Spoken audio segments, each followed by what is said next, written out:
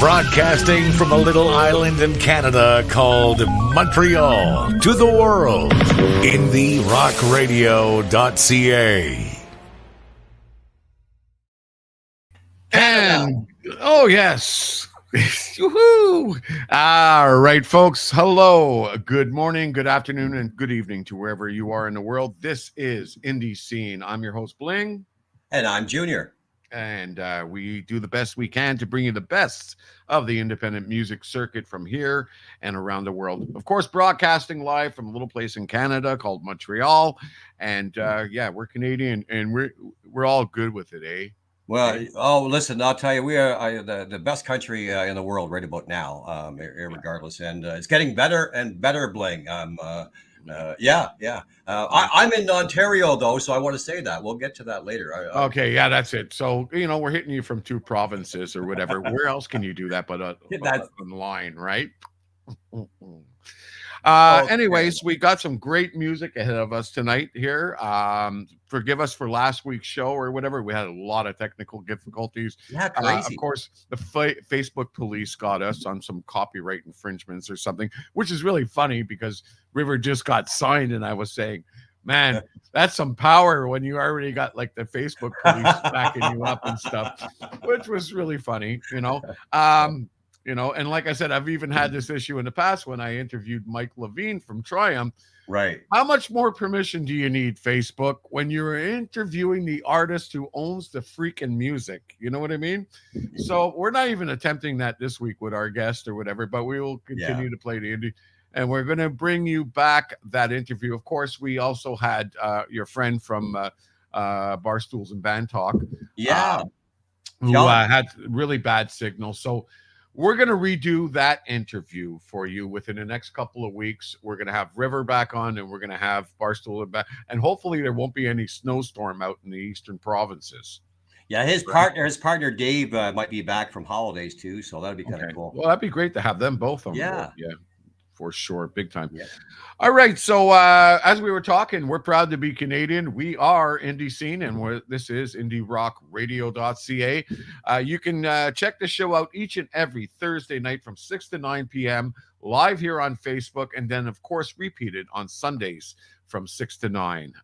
You'll get the audio version of it. Tell us about our guest tonight, Junior. Where do I start? Well, you know what? I remember talking to Pat Travers as an example.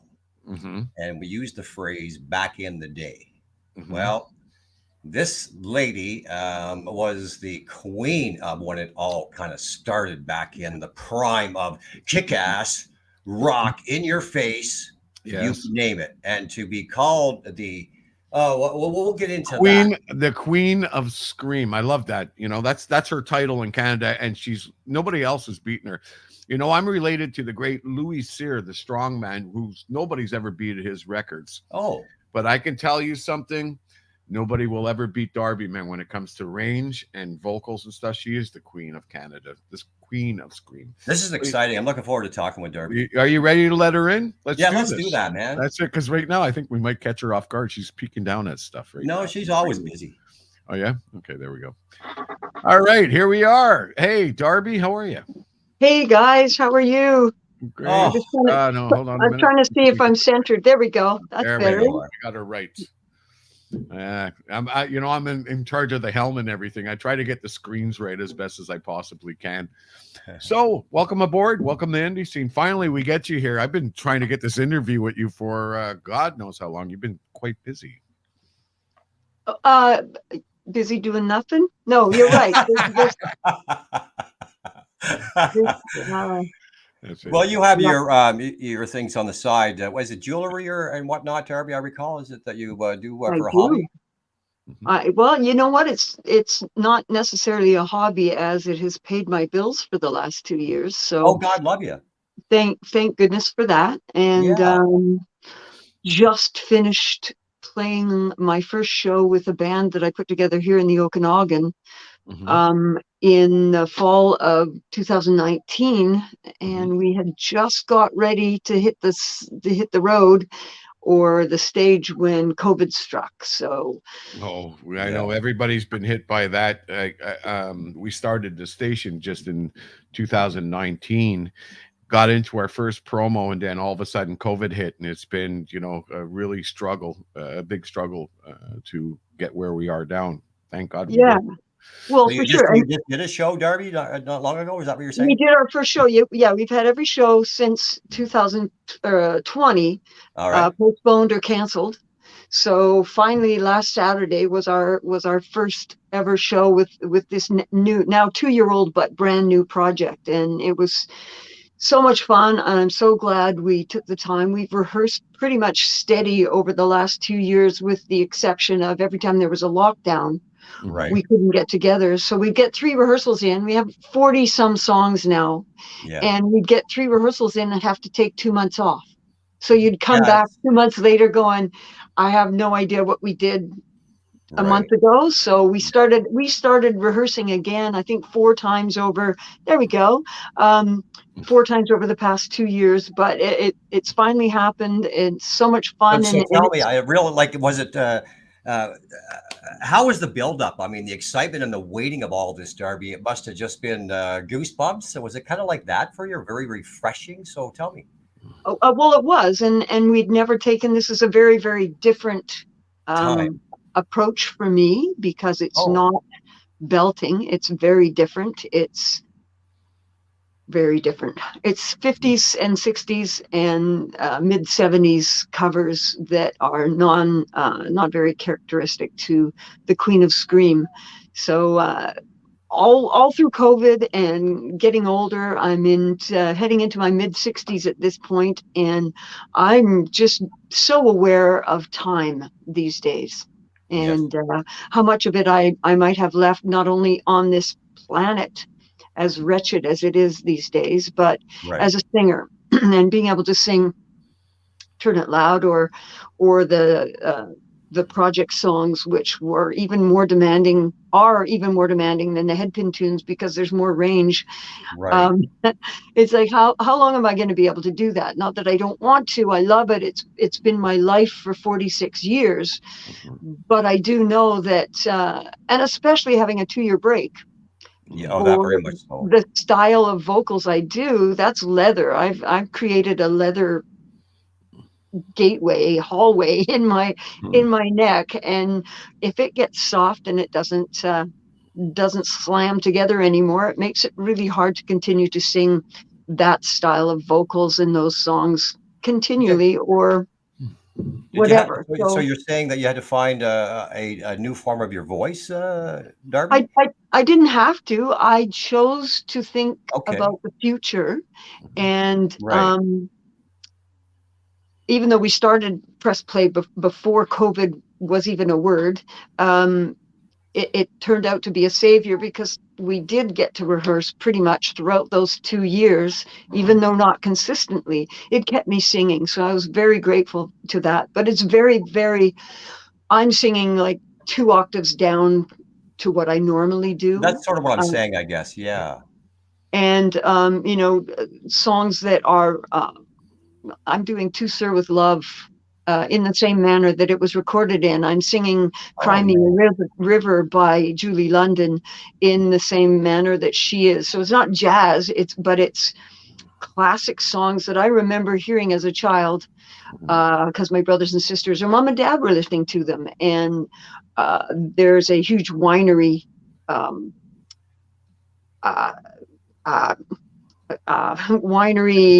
vicinity, or oh goodness, let's just say community farm, community here in the Okanagan. And yes, very much. They were continuing to have shows when the Darby Mills Project and all the rest of the bands that tour on a regular basis or play the bars on a regular basis, they were continuing to do their 50-seater shows. So it's like, you know what, this is the type of band that you don't want to dance. You want to sit back with your glass of wine and close your eyes and just take a trip with the band. I've got the players in this band are I'm the least qualified, let's put it that way, in this band. They blow me away. Anyway, so yeah, we're doing those songs right up to Blood, Sweat, and Tears songs, Oh Chicago my Queen. gosh! Wow, blood, sweat, and Yeah, tears stuff.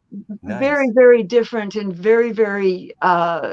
I couldn't stop smiling through the last show. And once again, I don't want to take anything away from the project, the Darby No, Mills project.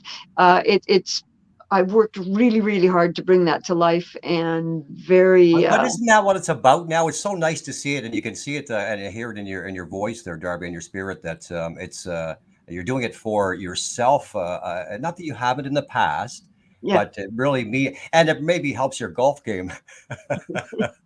Well, Oh, strangely there enough, we go. we Golf coming are up. opening up for the very first time at the Vernon Golf Course this summer. We are going to be Yes. doing the very first concert on the Oh, driving range this summer, okay. Yes. bringing in some flatbeds, and Oh. it could become a yearly event. So, yeah, it could very well help the golf game. So Well, how about we got to get you to, as you know, our acquaintance friend there, Jerry Finn, and the boys and the dwarfs there. They have an annual thing they do every year, so maybe we got to yeah. get you here, and then we can maybe get out there and do yours. Well, it's not my event. I'm just playing at what will be an event. Okay. So, but yeah, I'll come out and whoop some butts. Absolutely. Well, I hear you're actually a pretty good golfer. Oh, I suck, but I'll be hitting people with my club. Hey, listen, there's nothing wrong. You see, golf, you have to have a low score, right? So sucking Yeah. doesn't really matter, right? So, Yeah. Darby, I want to take you back because a lot of people, if you say Darby Mills or whatever, most people, if they're true fans, they know Darby Mills Project and so on. But a lot of people refer, oh, Darby, she used to sing for this band, the Headpins and so on. But I want people to know your career extends way past that or whatever. Take us back to where you started and tell us how you started up in this whole business and stuff. The first band I was in Yep. was in grade 10. Oh, boy. So 70, 75. You're in Vernon, BC at the time, wasn't it? I was in Kamloops at the Kamloops, time. sorry, yeah. And I've told the story more than once, but yeah, a friend of mine had a band. They rehearsed in his bedroom in their parents' basement, and we finally were allowed to go see them one day, and they went into Crazy on You by Heart.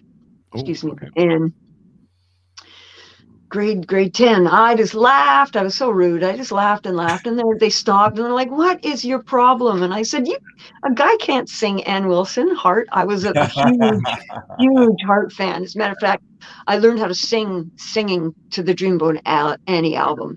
And Wow. and he just looked at me and he said, "Well, yeah," picked up the album cover and threw it at me. It had the lyrics on it, and he said, "Then you sing it." And I did it.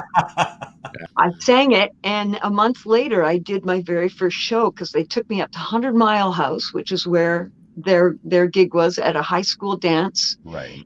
And yeah, I bought a rock and roll outfit and went out there and sang one song, "Crazy on You" by Heart, with them that night. Not an easy song to sing. Well, yeah, back then at the time I had rubber for a throat, and pretty much anything was doable back then. But Right. yeah, I did it, and yeah. I don't know. I'm going to pause you for a second. You'll know why when I say this. When I first met our acquaintance friend Karen Lee Aaron at the time, she was 14 years of age. I don't know if you know this. She was singing Heart in Brampton, Bramalea, Ontario. I find that ironic that another phenomenal female singer in our country also has been inspired and does Heart. Not because it's just a female singer either, Darby. Well, it's because Heart was the first. Who else was there? Janis Joplin. Benatar came along after Heart, if I remember correctly. Yeah, I was grade 10 when that happened, but I'm sure it was grade 9, so I'd have been older than 14, maybe 60. Yeah, I was 16, I think. I'm a couple years older than Karen, but that was it. That's what was on the radio for women in rock and roll. They lit the torch for me. However, my first band, which formed in my parents' basement mere months later, while we were singing while we were rehearsing, the guitar player came up to me, and I get albums thrown at me all the time, and handed me the Pearl album, and he said, Oh, "You interesting. sound like her." Mhm. And I'm like, who's her? And that was the day I found out who Janis Joplin was. So that was in grade 10. Oh, jeez. Yeah. So, but Joplin or Hart, I mean, those kind of were your choices, right? That's Yeah, it. but the naturalness, it seemed to be. When did you kind of find that you discovered your voice? Because back in, pardon the expression, but it's very true. In the start, in the prime of you forming yourself, there must have been a time that. Did you know you had this raspiness that was up there? Because your octaves are incredible. Besides, at the time. Mhm. No, I didn't realize it. Although my dad was a tenor, and he was a very powerful singer. So Oh, that's interesting. kind of how I thought you were supposed to sing. But Mhm. as I mentioned, it was getting the Joplin album that I realized there's a rasp. That's I didn't even know it was called a rasp when I heard it, right? It Right. just sounded grovelly, or whatever descriptive word you want to use. And so that helped to introduce me to that form of singing. And then I started listening to whatever. Vernon and Kamloops, I grew up in those two towns. They had AM radio. I was going to ask you about that. What do you Yes. think I was listening to on AM radio? It was not Janis Joplin, let me tell you that. So, Right. It was like Seasons in the Sun, and yeah, and all those yeah, other, yeah, for all the- sure. That's what it was. Yeah. yeah. And We had Neil that in Diamond. Montreal here too. Yeah, we had the old Ralph Lockwood on CKGM back in those days, and he said he used to ask people how their birds were all the time. And Okay, yeah, Ralph Lockwood. wonderful. He was a wonderful DJ. In fact, one of the guys who inspired me to get into it when at an early age. So yeah.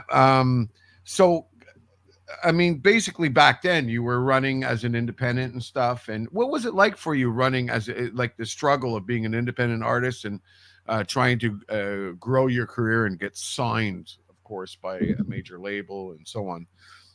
What was it like back then for you? It all happened really, really fast. I was really lucky on Mhm. that end. I had graduated from high school. I loaded up my Gremlin with all my worldly possessions Oh, and A headed to gremlin. Calgary.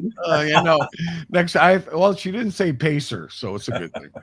I'd have gone with the Pacer, but there weren't any around, so I got the Okay, Gremlin instead. It was there we go. secondhand, and Wow. my parents Hey, put me in squirrel. that. Yeah, Went like skunk. I got to say, I drove to you were good. Edmonton and then to Calgary Yeah. and Vancouver. I don't know how many times in that Gremlin, and it went. I'm a bit of a goggles paisano, if you ask Yeah. anyone who's ridden with me. But anyway, Yeah. um, what was the question again? The question was what it was like for you. You said Quite that your easy, career yeah. moved quite Well, quickly, but so what was it like as you struggling as an independent artist, trying to get your way up yeah. to that level? You know. So I left home, graduated, left home, moved in with the girlfriend of a guitar player from a band that used to jam in the bar in Kamloops that I'd sneak into all the time and beg until they let me up to jam. Anyway, they invited me to come live at their girlfriend's house. How nice of them. Wow. So I Oh, Yes. there did. you go. Yeah, perfect. So Yeah. I did that and auditioned and joined a handful of bands. Got an audition for a funk band in Vancouver, left there, went back to Vancouver, worked with them for a little bit, got canned, drove that back to Calgary, joined a band in Calgary, got a day job in Calgary, worked for that band for a couple months, left, went back to Vancouver, joined another band, got fired, went back to Calgary, went to Edmonton, joined a band called Business Before Pleasure from Harlem, New York. Yes, they were all African American. And toured with them for around a month, ran into a band called Steelback in Lethbridge, Alberta. So this was all within 2 years of me leaving high school. This happened. By the second week, both bands were booked for 2 weeks at the time. Can you imagine, for 2 weeks every night at the same club? And on the breaks, I'd run over and listen to this rock band as I was in a funk band doing Anita Ward, You Can Ring My Bell, doing dance steps in in one-piece lame outfits. That's what I was doing when I joined Steelback. My goodness. I was. And by the end of the second week, I had left Business Before Pleasure and joined Steelback. And within a year, I was in the Headpins. That's it, eh? So, Now, when you rose to success and everything, what was it like for you your first time, like jumping on stage in front of a very freaking large audience compared to like playing clubs and stuff like that, like you've been doing at the start of your career? Were you a little nervous when you first got in front of your first big audience? well, of course, right? Yeah. But totally pumped. The first big show I believe we did was opening for, damn, I know the name, Pat Travers, and then Richie Blackmore. And yeah. But relatively green, because I remember that night getting up on stage, and of course there was a walkway in front of the whole stage. Yeah, nice. Massive Coliseum in Vancouver, as well as in front of the PA. Yes. Yeah. But what a memorable one. That's why, we have to always ask that in many of the interviews and all the stages that you've been on, regardless, of course. But there's something about the first one, Darby? I don't know why that is. Yeah, well, to finish that comment, and a big stage in front of the PA. So where do you think it was in my greenity that I ran in front of with my mic? No way. It's like, oh my God. It was like, yeah, she's green. But it was a wonderful night, and it goes down in the annals of history for sure. Yeah. Yes. So it sounds like you did. I mean, prior to joining the Headpins and stuff like that, you did a lot of different genres of music, like from funk to so on and so on. What is it that made you, once you started playing rock music or whatever, what made you just like stick with rock? I mean, what was it that led you to that type of style of music? Funny, I was just typing out answers for another Well, interview, and I answered that question. And once I joined the Headpins, I really didn't have a whole lot of choice of what I would sing. It was pretty evident that I would be singing at the top of my lungs pretty much for every song. And so 3 albums of that, that's just where my voice was. And then had to be with the exception of doing the solo project after getting canned in 85, it took me 5 years to actually release my second attempt at a solo album with a Canadian label here called Warner. Yeah, I'd been signed by MCA right after getting fired by the Headpins, and they sent me over to Europe. I recorded with the likes of Tony Levin, played the bass. I did 6 tracks at Eel Pie, which was Pete Townsend's studio. Okay, yes.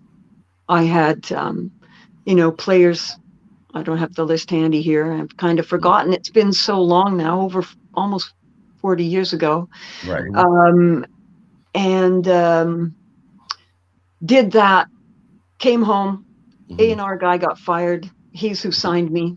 The new guy said, I'm going to break a female this year. I can't decide if it's going to be between you or this 16-year-old. Oh, come on. Tiffany. Oh, right. So yes. You know what happened. So, yes, I do. Yeah. So that was my first attempt at a record. And then another 2 years went by, and then I got a deal with Warner Music and released the album Never Look Back. Yeah. So obviously you've had to become kind of thick-skinned with the things that we deal in this industry, Darby. I mean, I know more of your history with regards to, and we talked kind of prior anyway. But anyway, the word "fired" is a funny word. I mean, I'm going to say this respectfully. You earned your fucking stripes. Let's face it. And we know that you've toured and been with Kiss and so on, which I'd like to talk about here in a second. But fired is a funny word, my dear. I definitely more respective want to get into the Darby Mills project in a minute here and where you are later. So yeah, I don't like that word. I like to add. Unfortunately, I was fired. There was no talking my way back in. It was like, by the way, Yeah. you're no longer in the band. You Yes, know. I've gotten that in radio. So, so Yeah.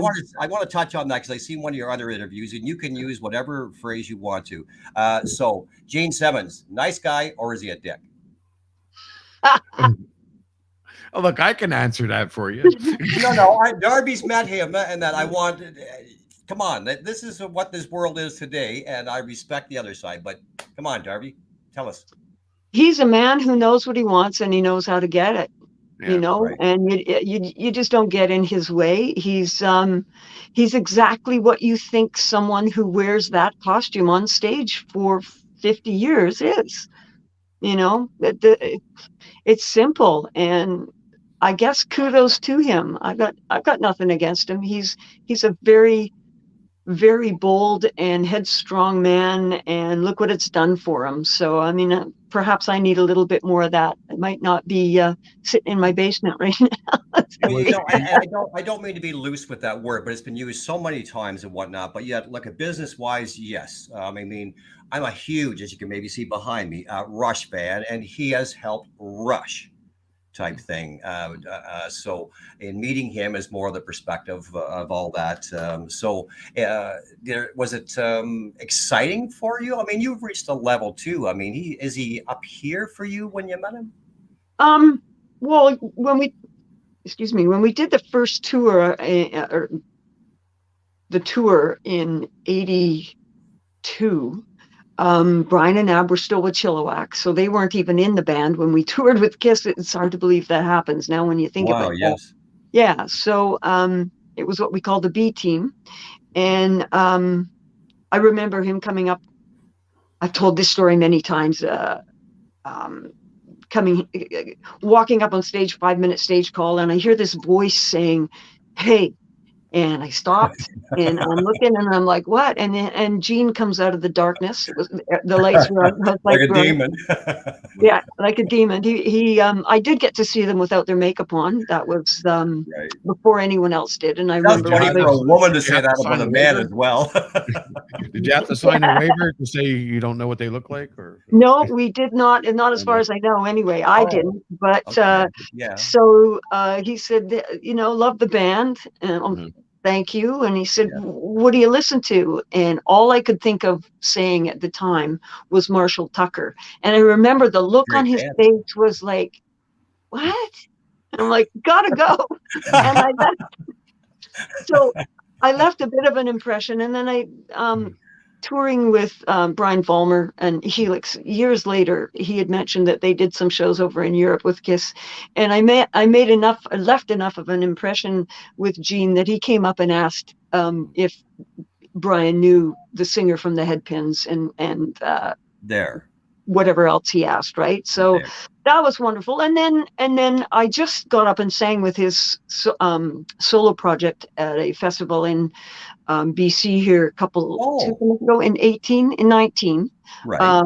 I got up and did maybe it was 18.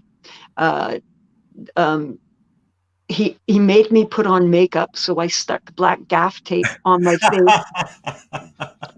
And you know what? He was serious. He walked out with his entourage backstage on the way to the stage. Yeah. I was on about the 6th song. And he looks at me, and I didn't have it on yet because I didn't want to give it away. And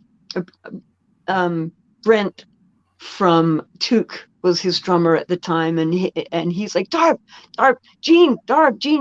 And I said, hi, Gene. I'm the singer from the Headpins, if you remember. Actually, I have another story about that. You might not want to know, but no, let's do Gene it. was being that day, that's for sure. But anyway, he says, and he points at me. He's like, "Where's the makeup?"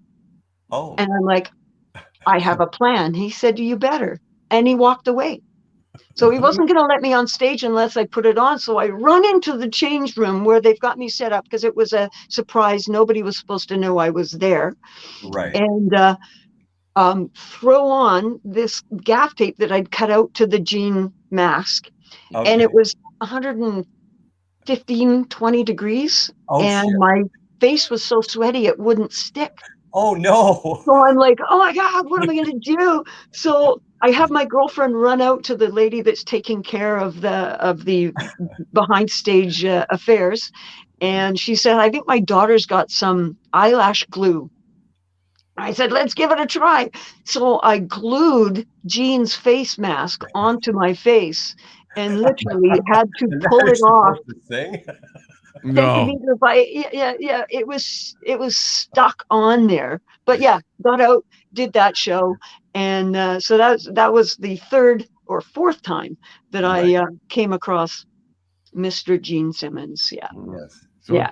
what did you have to use to take that off? Like nail polish remover at least, or Oh something? no, it Or was just just regular a, alcohol, a or slowly peel. slow Yeah. peel? Oh I my did god. my own peel that night. Yes. So do you want to share that other Gene Simmons story, or do you want to move on? Um, no, Gene, that day Gene was being a dick, but I think he was really tired. They'd been signing autographs for about 4 hours. I'd seen the lineup of Kiss costumes outside of Tom Lee Music in Vancouver, went to Right. sound check. We were opening for Nazareth at the Commodore that day, did a like 3 hour sound check. On my way back, there was still a I lineup of missed the people. Commodore. Oh, And not at the Commodore, outside Tom Lee waiting to get oh, in. sorry. And I'm like, why are all these Kiss costumes here? And they're like, Kiss is inside. And I'm like, I guess I'm telling the story. And I'm like, well, okay, the lineup's down to couple of people outside. I'll go in and see if they remember me, because I'd done that tour with them and Yes. heard about Brian Vollmer. And so I get in the door, and there were still 50 people inside, but I'm like, I got 4 hours before the show. I'll stand and talk. And finally made it up to see Paul was first. And I'm like, hey, Paul, it's Darby Mills. I sing for a band called the Headpins. And he's like, Darcy. And I'm like, close enough, right? And he's like, Gene's at the end of the line. He's like, Jane, it's Darcy from the Headpins, right? And I'm like, that's kind of cool. He was excited to see me. So the next two guys are Canadian players. Brett Fitz might have been one of them that day, actually. I'm not sure, Right. but they were two Canadian boys in the band. Yeah. Or I thought there were anyway. They remembered me. Anyway, so I'm scoring 90 out of 100 here. I'm going to walk up to Gene, and this is going to be come over to the house after type thing.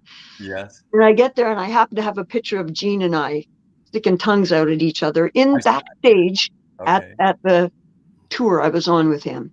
Right. And I get to him, I'm like, hey, I open my phone, and he's just looking at me, and I show him the picture, and he's like, do you want my autograph or not? Oh no, come on. And I'm like, it's quite all right. I'll talk to you later, maybe someday. Thanks, Gene. And I left. So that was Gene being a dick. I don't think he realized perhaps what was going on. He was definitely not as excited as the rest of the boys to see me. But like I said, they'd been there for probably 4 hours signing autographs. That's a long day being nice, if you are. Well, I've said that. I think I did a bit actually on my show Wednesday night, Darby, that and it's very fair. And all the people that I've interviewed, we're human as well. Not that we haven't taken on the role in the industry and so on, but when you're, as you know, I mean, when you're touring, and what I'm saying is, I'll keep it short here, is you have a human day. Doesn't mean you got to be an idiot to your fans, but you are human. So, well, if you got enough money, you can be. It's been proven many times. Yeah, that's it. I mean, what was it? A couple of weeks ago, we interviewed Miles Goodwin, right? And Miles has got like a little bit of a reputation of being, a little bit of a diva behind stage and stuff like that. Yeah. And when we met, he was so much not at all fun. No, he was amazing. He was like so laid back, making jokes, all kinds of things. He even asked Junior. He was even asking Junior if he studied math in school or whatever. No, he'd asked me if I graduated grade 12, because he was asking me how old I was, and I couldn't get the answer. He goes, you can tell you didn't graduate high school. He said, because you didn't do the numbers. Yeah, the numbers don't count. So, definitely there is moments. I mean, me and Junior have been doing this game for a long time, and you do meet many different artists. And look, as he said, we're all human. You're gonna have, sometimes it's those days, where your PR person's got you freaking doing the interview here, interview there, signing autographs, and you're just freaking tired.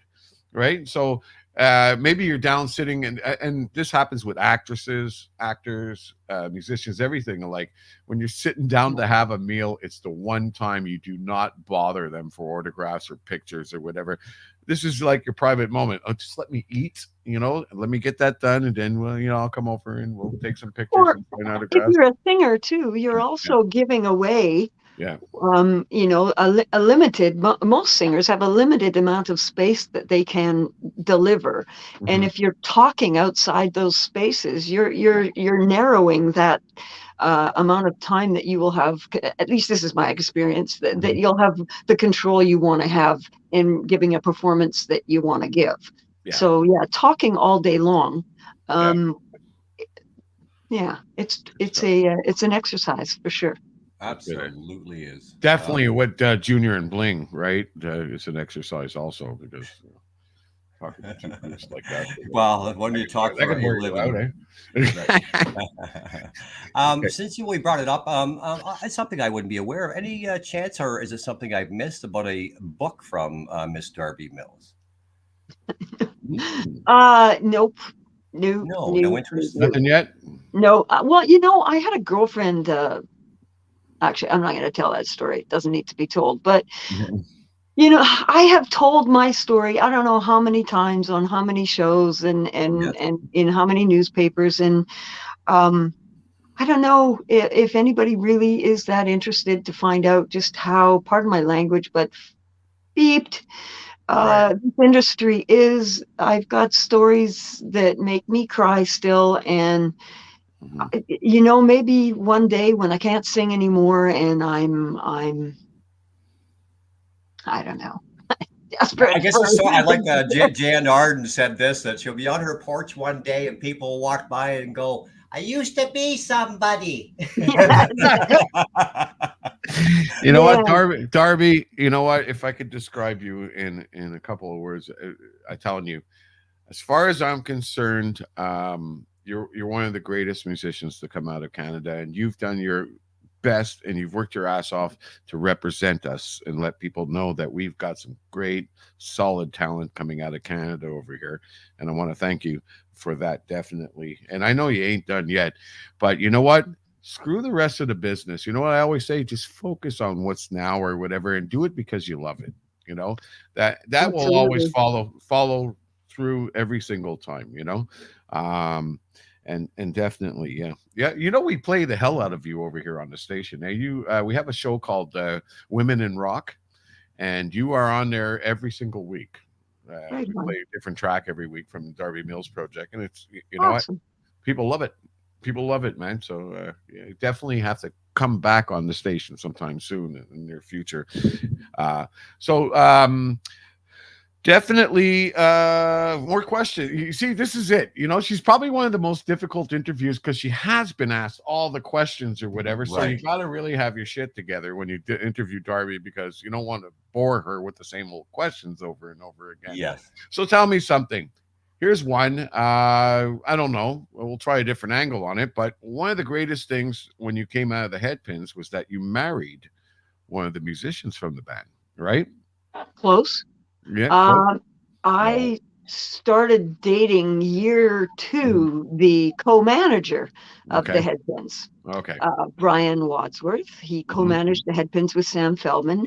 Mhm. And when they found out that I was seeing their drinking buddy and our co-manager, he Mhm. was given the ultimatum to leave the project or leave the broad. So Okay. Oh, we've been married 38 years this year.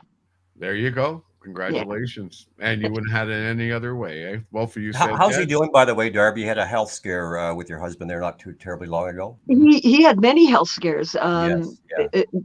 We almost lost him three times in a 5-year, 4-year period, Yes. and he's doing great. He's watching his health the best he can. He golfs as often as he can, That's awesome. Oh, and sorry to hear about your fish, by the way, as well, my dear. Oh, no.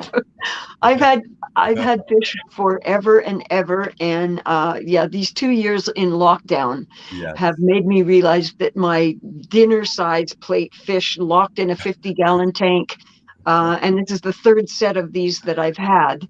Right. It's just all right already. I'm not getting any more big fish. I've taken my, I had 3 tanks. I'm down to 1 now, but my second tank was a 30-gallon and it had about 200 minnows, little tiny fish in Yeah. it. And I got 20 of those back in 2000, 2002 or something. So they've been repopulating that tank all this time. So they finally have been graduated up to the 50-gallon tank with 3 plecos that are I don't know, 12 and 14. What Yeah, but you're posting. That was a special fish to you. I'm sorry. Did I get it right? That you called him Boo, was it? Boo, as in he hid or she hid for the first Okay. 2 years in the tank. I never saw her. And then Oscar was her other half, who was a Right. bright orange Oscar. Yeah. And I think he scared the crap out of her, but he was the size of a dinner plate, like Oh, shit. not including his fins. So Wow. yeah, literally getting that guy out of the tank after he passed Oh, was, no. I need 2 arms here. He was massive. But I yeah, can't even so handle plants, and you're taking care of fish. This is just yeah, yes, No, but I brought all my succulents in. I make succulent arrays in Mhm. the summer and give them out as gifts. And I brought them all in this year for the first time because it was going to be a terrible winter, which it was. And yes, I am not getting more fish. Sorry, that was up at the bottom. I'm done with fish. okay. And so I brought all these wonderful arrays of succulents in, and they've all died. So yeah, not looking after plants this winter, but gonna bear with these last 300 baby minnows. Right. And when they go, it's good. That's great. Yes. So Okay, before we so talk about the new music, I each week when I'm talking to, especially we had changed my name, but I've been the Canadian flag waver for musicians. My uncle was the keyboard player in the Foot and Cold Water Darby, as an example. One of Bob the first Thorne. songs I almost recorded. Is that right? So Made me do. I have this book that I show each week, and it's all Canadian.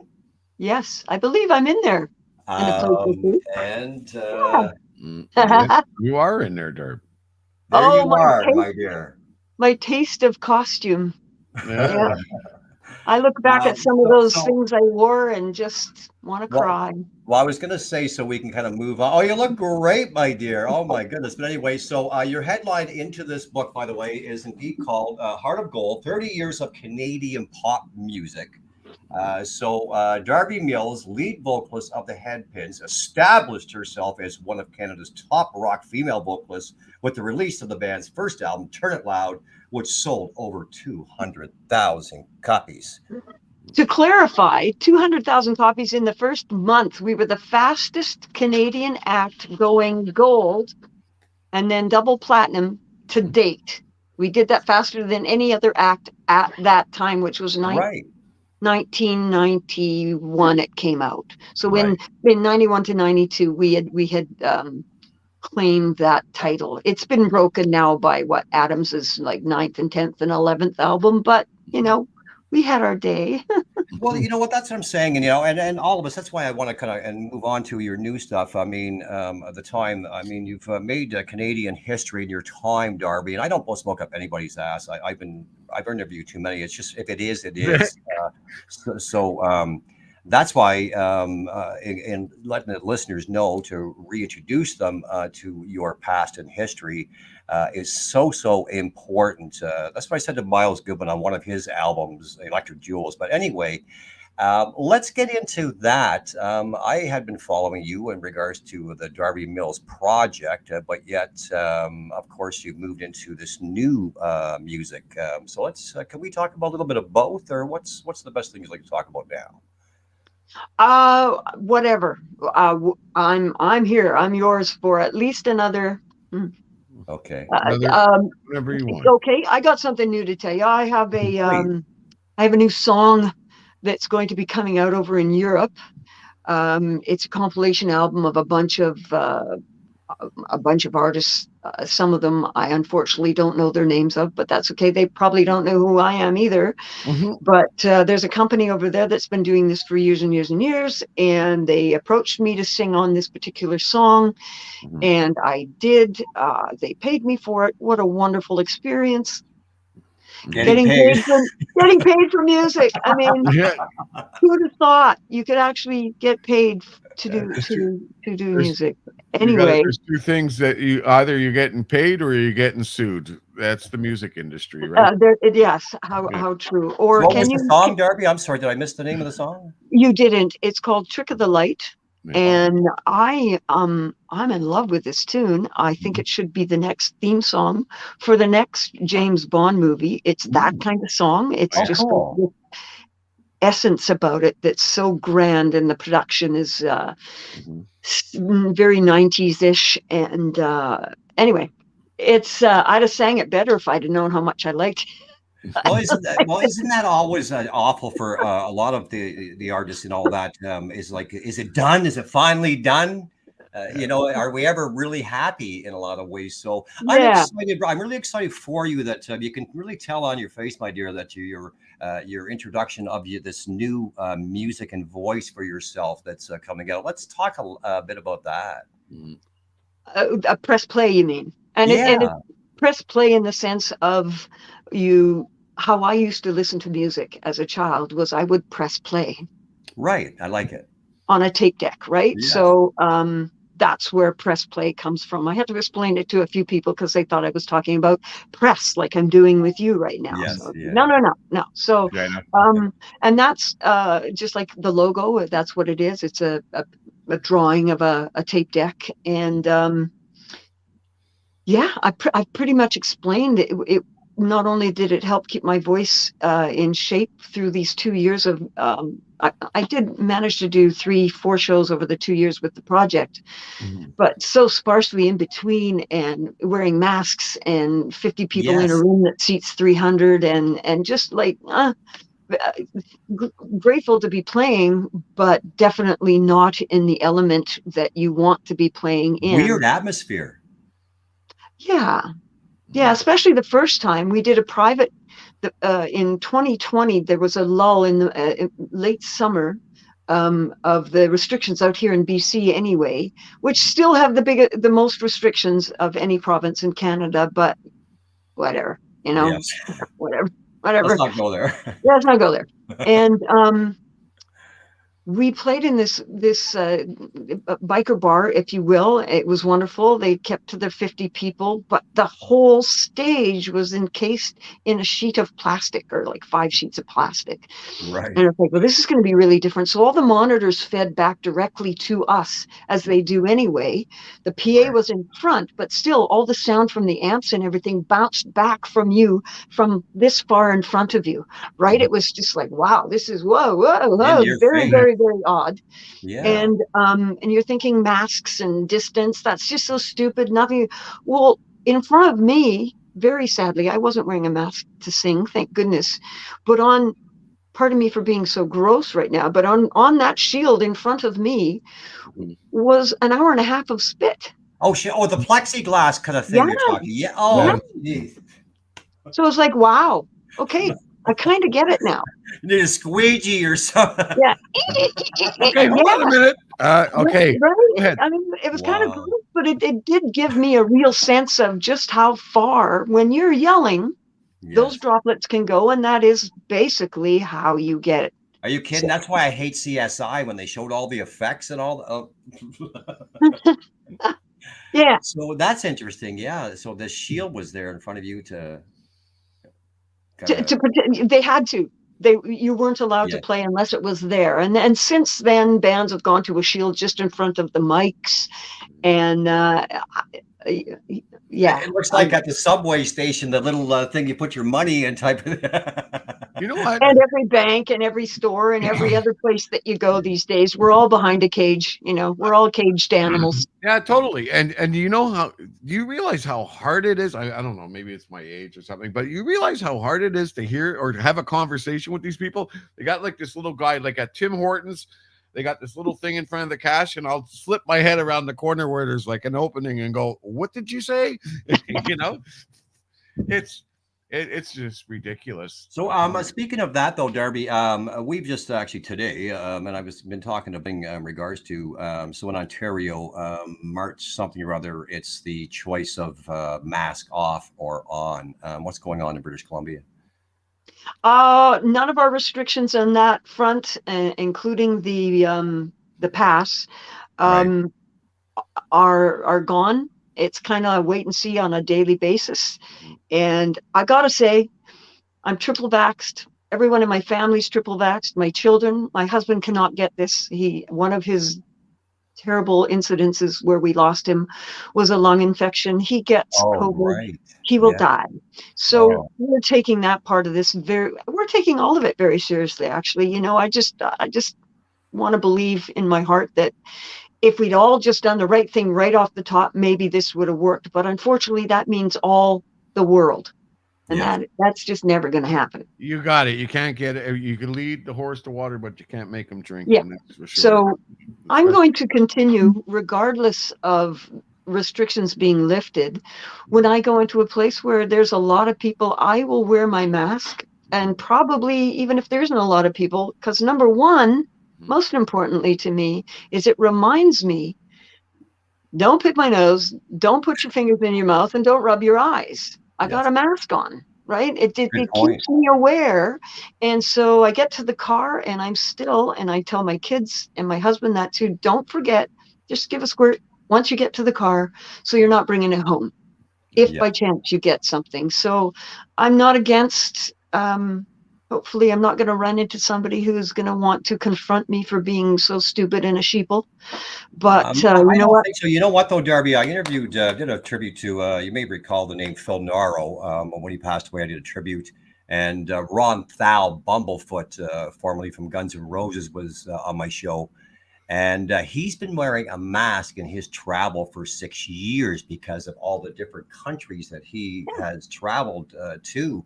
And he even joked, he goes, when he landed here for his show, he says, I don't know if I didn't bring COVID because he was very, very sick. And they didn't have all these restrictions on our airplanes in regards to health. So, Yeah. Yeah, it's and it's not just COVID. How many other things can you get? And depending on your absolutely. physical state of health, and then again, you could step off the sidewalk, break your ankle, fall in front of a car.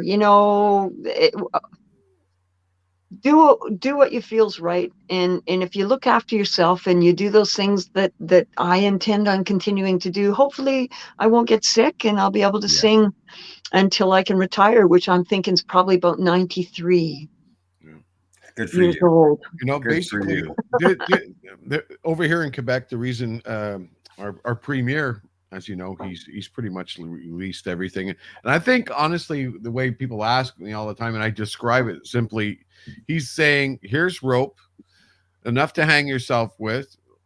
We're out of this stuff. You're an adult. You know what to do. Wear a mask, Yeah. wash your hands, this and that. You're on your own. Yeah. You know what I mean? And It's time. It is time. It is and time. so kids, although in the schools or whatever, they're saying that the kids could take the masks off in the classroom, Mhm. but outside in the corridors, they still have to wear the mask and stuff, which is Sure. cool. You know what I mean? Because it's really hard when you're asking a question to your student and you can't tell which one is talking to you because they're all wearing masks. You know? Right. Was that Judy Prob- or Philip? Well, Probably aren't listening in the first place. yeah, that's it. I thought there'd be more bank robberies, actually. Yeah, that's what I thought was funny. Definitely, and yeah. Well, thank God for formats like this and stuff. We don't have to wear a mask, so this is pretty cool. There's been a lot of really cool things that have come up throughout this whole COVID thing. The only two things I thought was really disgusting about the whole trip was at the beginning was people like wearing masks or rubber gloves and just fucking leaving them in the middle of a parking lot of a shopping center or something like that. I was like, how disgusting are you? I don't like litterers anyway. And the second thing I thought was really funny was how people would drive in their car alone with a mask on. Okay, wait, hold it right there. Hold it right there. That one gets me, and I'll tell you why. Okay. people getting very upset seeing that, and it's kind of like I didn't it's say not that upset. big a deal. Yeah, but I left the grocery store one day, which is pretty much the only place I've been in 2 years, and really cold. Mask keeps you warm. It's a wonderful thing. Got in the car, That I agree. did my hands, forgot about my mask. Uh-huh. Drove home, and at a stop sign had a guy look at me and give me the finger and go, "You stupid woman." I'm like, what the? I got my mask on. So not always are they doing it because they're protecting themselves. It might be because they're just a little slow and forgot to take it off. Well, that's good point. You've been told, Bling. No, but I in my head, forgive me, but my head, I didn't say that they were stupid. I would just thought it was really hilarious. Like, who are you protecting yourself from? Who are you protecting yourself from? Yeah, Yourself? I know. Okay, Well, hell, I wouldn't want to admit some of the things I've done while being in this lockdown and forgetting how to do things, and just like, OMG, woman, like, seriously, you just did that. I hope nobody saw, Well, that's it, Darby. We never could have imagined with this in our time and what it's gone on. I mean, divorce rates up. I mean, you had to live with your husband and or wife. That type of thing. Another wonderful thing, my husband and I have basically, because we're in the same business, have lived at home all these years. So Right. we're used to that. That was not something that we had to develop a system from. We already had a system. So we were just laughing at everybody else that's just going, I'm gonna So kill you're them. still in love then, right? Oh, yeah, no, on good days, yeah. That's awesome. Okay, Darby. Any plan? Sorry, Bling. Hold on. I just wanted, because there's a lot of questions and stuff, or highs and stuff coming in. So I just wanted Darby to respond back to a couple of them here. You'll see them pop up on the screen here. Again, because I've got my phone set on how it's set, I can't see the questions. I'll read it. I'll read it out for you. Okay. Awesome. We have a Tony Crawford says, "Hey, Darby." Hey, Tony. How you doing? Excellent. And of course, Tony's out of Orillia, Ontario. Okay. Or Barrie, rather. Here's another one. I recognize the name. I do, from Facebook. Carolyn Pinder. Yes. Carolyn Pinder hey, girl. Hello, everyone. Hey, thanks for tuning in. Love ya. That's it. And it says crazy. Okay, some response, I guess, to this crazy world we live in. We all had enough. There we go. Yeah. That's from Carolyn. And hello, Glenn Warner. Okay, I guess they all know Glenn. And we got Dave Keisman. The mask will go forever, he thinks. Well, you know what? If it does, it does. Japan. They've been doing it for years. Long before COVID. They live on top of each other, literally. My son went over there a few years ago, and he says, "Mom, it's all just up. There's a Walmart store has 7, 8, 9 levels. Wow. There's no spread. It's all straight up." So, yeah. And then we got Paul. There you go. Greenwald. There we go. Hey, please Paul. for the pronunciations. Today, Dr. Bonnie Henry lifted most of the mask restrictions today, Darby. Okay, well, let's hope people be kind to each other and don't bully anybody wearing a mask, especially me. Right. That's right. That's it. Because, the world's mad enough already. You know what drove me nuts throughout that thing, too? Is like, you get these restless people. These poor kids who had to work at Tim Hortons and all these freaking incredible restaurants had the abuse that they had to take from fucking people, man, was just disgusting. I saw women coming in. She didn't want to wear a mask. She starts yelling at the poor kid, and the kid's like caught in a deer. Like, listen, I've taken enough abuse. And just totally obscene, this woman. Carolyn Pinder, Darby, you are just being cautious to keep your family safe. I get my hubby has lung issues contributing to from asbestos in his lungs. I need to be cautious too. Definitely, I can understand that. My ex-wife, her father passed away from asbestos cancer also. It was a big thing back in the day. But that's it. And then we also have Dewita from Indonesia earlier. She had said hello. And we also have, here we go. Nice to see you, Darby. You look so beautiful. Nice hair. This is Gigi from the Philippines. Yes.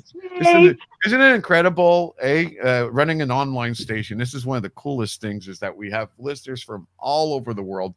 We love you all, wherever you are right now. Dave Keisman, over here. It's warm for sure. Less colds. Yeah, absolutely. No flu, no colds for 2 years. I'm game. Yeah, that's been kind of funny how not a lot of people have had colds and flu. Well, it's not funny. It's because we're all watching. We're not putting our hands in our nose or eyes or our mouths right now because we're wearing masks. Yes. That's it. Yeah. Well, here's one from John Albert Blakemore, who happens to be my partner at the station, who hosts the Women in Rock show. And he also is a manager for Tim Hortons, believe it or not. So his account to this was, abuse is not the word. It is crazy. Yeah. So, yeah, definitely. Yeah. He's had coffee thrown on him and all kinds of stuff. Yeah. I feel for the poor guy, you know. So there we go. There's a couple of comments we've had from different listeners and stuff like that. And Darby, I have a cool question I want to ask you. I ask everybody this in an interview, and most of the time when I ask that question, it always ends up with, there was this one time with Lemmy. Yeah, you got it. So basically, my question is, out of all your career, tell me about your greatest rock and roll moment. Oh, really, truly, there's so many, but the three main, and again, I just typed this out. Mm-hmm. I just typed out my own answers to an interview. I don't know, but I'm putting this out there to Oh, that don't work with me and Junior. We fly by the seat of our pants. So like, three answers is just like, I know, but only twice out of all the interviews I've done in my life have I had to type out my own answers for an interview. Yes. Like, come on. And you can't use the voice command thing. It doesn't always come out with the right words. If you've ever tried the voice command thing. No, I don't. I don't do that. I'm not illiterate, but there are some things that I just don't do. But voice texting, forget it. Sorry, what was that? I use voice texting all the time, and people think I'm illiterate. Yeah. Seriously, they're like, you spelt that wrong, and this and that. And I'm like, okay, I know. I'm just being lazy. I don't feel like typing. You know what I mean? So, yes. Yeah, and I'm illiterate enough, let alone having a machine help me get even more dumb. That's it. So I didn't spell bath right. I put bat. I'm sorry. Yes. I sent one home one day saying, "The dogs are dead. I'll be home in an hour." It meant the dogs are fed. I'll be home in an hour. Of course, yeah. But and strangely enough, I sent that to my husband, and he replied, "Okay." So yes, he was good with the dogs dead. Obviously, he wasn't reading, or he was okay with the dogs being dead. But you were asking about my most memorable, I'll put it, moments, and one was the month and week or however long it was we spent touring with Whitesnake over in Europe and Germany and England. What an experience that was! And not such great guys, Rudy Sarzo and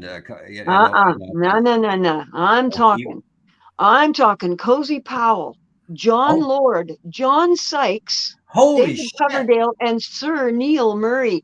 I got one of the first batches. Anyway, yeah, a wow tour for sure, right? Cozy Powell. Yeah. And of course they both died within numerous years after that tour. But the chance to tour with Kiss and hearing the stories how Gene had, I'm sorry, my dog's having a bit of a. You heard about the dead comment. He's just like he's off for some. If I don't pay attention to him, he gets. That's all right. They're family. Really, she didn't mean the dead comment. She didn't mean it. Okay. It's all good. The opportunity to tour and get to know the guys from Kiss, and then one of the most invigorating moments was we were on tour with ZZ Top, the Afterburner tour, And then we were either in Quebec or Montreal, Quebec City or Montreal, in the arena. And it was an older arena because in the dressing room, sprayed on all the ceiling was that fire retardant snowflakey stuff. Yes, right? yeah. So the whole ZZ Top tour, Headpins were in our height at that point. And we would finish the show, and the encores, the call for encore were just, I'd never heard them like that before. They were fabulous. And every night the house lights would come on and we would not get an encore. Well, here we were in whichever city it was. Maybe someone who's listening might remember. We finished the show. We got to the dressing room and the house lights came on. The crowd started stomping on the bleachers so hard that stuff was falling from the ceiling all down onto our deli trays. Like confetti or something almost. Yeah, it was. And it's like going, is this thing going to collapse? Like, should we get out of here? It went that crazy. Like, it went crazy. And the boos were like, woo! It was the best encore I didn't get. Oh, so you didn't come out? No. They would not let us on. She's got frizzy hair. I'm sure all that stuff was all stuck in there. Get her out there with black lights. She'd be looking like, a Christmas tree type of thing. So sadly, the end of that story is we finished the tour and then did 2 shows to end the tour in Vancouver. And while we were at the second show, at the end of the second show in Vancouver, when I got noticed that I was no longer employed. But the Calgary show, 3 shows earlier, Calgary Headpins had gone gold alone on Turn It Loud, just out of Calgary. So it was our town. And I think we'd done 3 shows there in a matter of 4 months. And the newspaper's like, Darby Mills and the Headpins are coming back. And I'm saying that because they did use my name. It's as if they were blaming me. There's no way she'll pull it off again.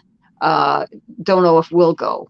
And lo and behold, the reviews were Darby Mills pulls it off again. So just a little brag there. But the point of this part of the story is we did the show. We were coming off the stage and the house lights don't go on. In the Saddle Dome, back in the day, they still had lighters. You didn't use your phone. That's right. Yeah. We thought the house lights had come on because it was so bright. Everyone in the house had their flighter turned on. Yeah. It was just like, wow, that's incredible. House lights don't come on. They're giving us an encore. Let's go. Up on stage we went. We played the encore. The crowd went wild. We're like, woo, we're gods. We walk into the dressing room. Next thing we know, there's a slam of the door. Our road manager walks in and says, we effed up. It's like, what do you mean? We rocked. We were, they got to top us tonight. And he says, no, they topped us. We just got kicked off the American tour. No shit. Because we put the show over by 5 minutes. They have to pay the union charges now. And the road manager said, you're off the American tour. Side note, the band broke up right after. Right. Ab, the bass player for the Headpins, ends up joining Jimmy Barnes in Australia, who comes to the United States to do the ZZ Top tour. Can you get that? Is that not ironic or what? It doesn't make any sense. Yeah, it's bastard. So Ab got to do the tour. The Headpins didn't, but we'd broken up anyway. So, yeah. Imagine, unions. Gotta love unions. Unions. So yeah. Somewhat, pardon the expression, but the slaps in the face and all that, and through all that, obviously you're a very strong-willed person to go through all that. I mean, my goodness, Darby, holy shit. She's Canadian. Yeah, but no, there's more to that, Bling. I mean, holy crap. Look, I mean, we know our Canadian women. You can't mess with our Canadian women, man. That's for sure. Well, it's like, I guess Randy Bachman says, one thing about making it to number 1 is another thing about staying there type of. Oh, for sure. Definitely. Do you mind me asking, did you crash hard from that, Darby? I spent about 6 months in bed. Yeah. I did. Wow. Well, you know what, to tell you the truth, not that time, because what happened after I got let go is MCA Records, I think I'd mentioned this, retained me as the artist, not McLeod. All right. And so they flew me down to LA. I did some writing down in LA, and that's when they flew me over to Europe. And I did the first 6 tunes at Eel Pie and a studio called Ridge Farm as well. All right. And when I came home for a short break to start writing some more tunes, getting more stuff together, Eel Pie called and said, MCA is not returning our calls. Do you know what's going on? And that's when we found out that the A&R man that kept me on had been fired, and all his staff. So there was a whole new A&R staff, and the new guy wanted to break his artist. He didn't want to break someone else's artist. So let me go and sign Tiffany. And we all know what happened with Tiffany. So yeah, crash. Yeah, well, you know, you don't know though. Maybe that was just a bad night if you're talking about that video that was out there. But whatever, it wasn't me. That's all I know for sure. And Are we talking about the same artist, the shopping mall singer girl, Tiffany? Yeah. That's correct. The one who did a spread after in Playboy, still competing with Debbie Gibson, and then Debbie Gibson. I think I'm alone now, or something like that. I think. Oh yeah, that's it. Yeah. Well, she came back recently and redid one of those tracks, and it was pretty good. Believe it or not, she had a little bit of rock edge to her, but yeah, still the show. Okay, so some time went by, Darby, and something said, you know what? Again, pardon me, I always respect ladies, but you said, "Fuck this! I had enough of this. I am who I am." Was it like a year later, 2 years, that you decided to get back into your project at the time? And was it then the Darby Mills project? No, I had put together right after the Headpins had left. That was 1986. Was the next year. I was in the last show I did with the Headpins was New Year's Eve at the Body Shop or the Outlaws or the Metro, whichever one you want to call it. Sure. In 1985, 1986 was Expo. So I didn't want, at the time I was still too stupid to know just how badly I had been, smacked upside the head. So I just went, I'm going to put another band together. And I put a 10-piece band together with a horn section called Don't Look Down. And we played some of the Felbin, the A rooms, A circuit rooms, and then got to play 86th Street at Expo.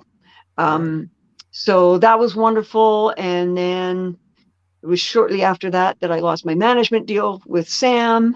And that's kind of when I crashed. And so it was about a year in, perhaps, to attempting and then crashing. And then a girlfriend of mine came over, drugged me by the hair out to a jam one night. And I got up and sang. And it was like, you know what?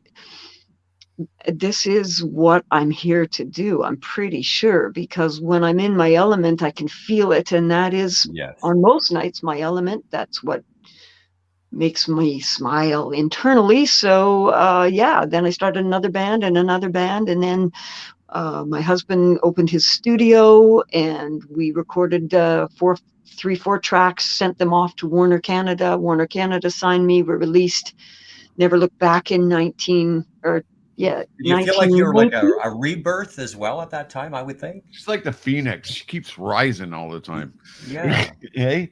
You know what? The only way you're not going to get a chance to do something is if you don't do it.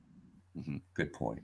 So it doesn't mean you're going to get the chance, but if you don't do it, you'll never get the chance, right? So, and like I said, it is my happy place when there's not politics shooting you down or pulling the rug out. Mm-hmm. Never Look Back came out. It did okay. I got Not Good Enough, so I got dropped from that label. Hit the ground again then. Said I'm going to start my family. I was 35 at the time. I had 2 children. Ended up back in. Fought a lawsuit. Was being sued that whole time by the Headpins manager for $500,000 to pay the Headpin debt back. Wow. And you know what? I could go on for a couple hours regarding all that shit that I've gone through. Yeah, but seriously, where did the hell? Yeah, that's why I think you'll know what I'm saying. I won't even say a name. That's why Roxodus didn't happen in Barrie. Yeah. I'll leave that right there, Darby. Anyway, so and that's just the thing. It's when I'm not when anyone's not having to deal with all the stuff that goes on behind the scenes, if you can just get up on stage and leave with a smile on your face, I've done it my whole life. What the hell else am I going to do? I did, while my children were growing up, start them in at 3 and at 6 at Taekwondo. By the time I left 15 years later, I was a black belt and I had taught for 9 Oh, years. nice. I did not know that. Good on you. Yeah, so it's kind of like just do it. Just do it. Yes. And then it was after my mom had passed. I'd been looking after them in a care home, my mom and dad, for about 2 years, and unexpectedly she passed away from an aneurysm. My condolences. And 6 months later, Brian, my husband, basically died in the ambulance in our driveway. I just was like, recall seeing that posting on that, and with you when you put that out there, and oh my God Almighty, what a scary moment for you, Darby. yeah, had I not called the ambulance, I was taking our youngest to work. Had I not called the ambulance and said, I think my husband's having a heart attack. He's at this Yes. number. I don't know if you can get in, break the window if you have to. Right. And yeah, sure enough, had I not done that and got home Yes. before I called, he'd have died. Yes. He'd have died. So at that point, and I was struggling with the head pins because they had a totally different idea of the rest of my life. And it didn't coincide with anything I wanted to do. And it was just like, I gotta take the wheel and drive. It's time, because I don't know how much time I got left. And Kind of Brian, scary but exciting, maybe at the same time, Darby. well, I sat and had a good talk after Brian had healed up, and Yes. then 2 more incidences of almost losing him. Right. Mind you, it was before the second 2 happened, but I just said, you know what, if I'm going to do this, you got to be there with me. We got to be a team again. Yes. Because he's who got me signed to Warner Music, the Canadian deal in 2000 or 1990. And let's figure out what our team is going to be before we do this. So we set a plan out, which we'd not done before, which I'd never done with my old manager before. It was like, we're all old and bruised and tattered and have a little bit of knowledge under our belt. Let's do this the best way we can. Let's figure it out. We Lean did on each other and lean on each other, trust each other. And we did. We have, right at that time, strangely enough, a lady approached me wanting to do a documentary for TELUS Mobile or for TELUS TV. Just as I left the Headpins, and I'm like, I'm not in the band anymore. I'll give you the number of the owner. And she said, no, I want to know about your journey of being a female singer in Canada over the past 40 years. Right. So that was perfect. That, sometimes Murphy is on your side, so that got us started. And yeah, up until 2020, which was a year that I was getting into festivals that I was told I would never be able to play. I was booked. And then 2020. So when you reached, you must have, we all, not a, what am I saying, told you so moment, but there must have been a moment not terribly long ago with all this that you kind of went, I'm good. That's in the past. Look at where I am. I do deserve to be here. Where is it? There. After I left the Headpins, I went and got a tattoo saying, letting go. There. You have to let go. You have to let go. I so agree. And it has been really hard. It really has. It was my whole adult life that I identified myself with those songs and that band. Yes. And not easy. It wouldn't be easy, Darby. No, and it's. No, am I mistaken? And did you also maybe reach for, because I am as well, your Métis side? Is that correct? There's a bit of Métis in. Nope. No, I'm not. I'm Irish, English, Scandinavian, Ukrainian. I'm an association with regards to our Aboriginals out there. Right. No, that's I do not have that title. Okay. Yes. Or creed or breed within me, but I've been, when I was in high school, I used to go to the local mall in Kamloops, and I would walk. I've never told anyone this story, you guys. I would walk through the mall by myself after school, waiting for my mom to get off. And there was a young Indian boy that would walk through the mall by himself too. Almost every day I was there, and he was just the most stunningly gorgeous human being I'd ever laid eyes on. So I've had a little bit of a thing for that day or those days in the back of my mind. So I've always had a bit of an understanding and an empathy for that community. And what a terrible thing we're going through right now. But I also what do wanted you to, do? before I don't want to touch on your heart too much, and that's so lovely. How's everything going with regards to everybody has forgotten in this quick world, but the wildfires you dealt with, Darby? Oh my God Almighty!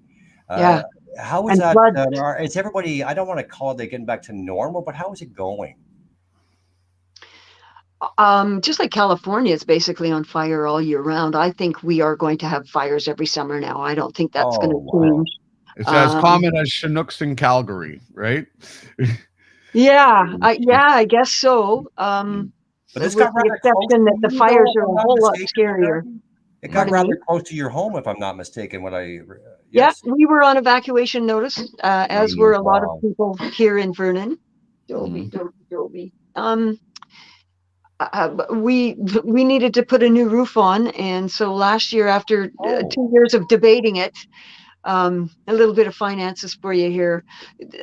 Roofs went from $10,000 to last year. Our highest quote was $30,000 to Are put a you roof on our kidding? house.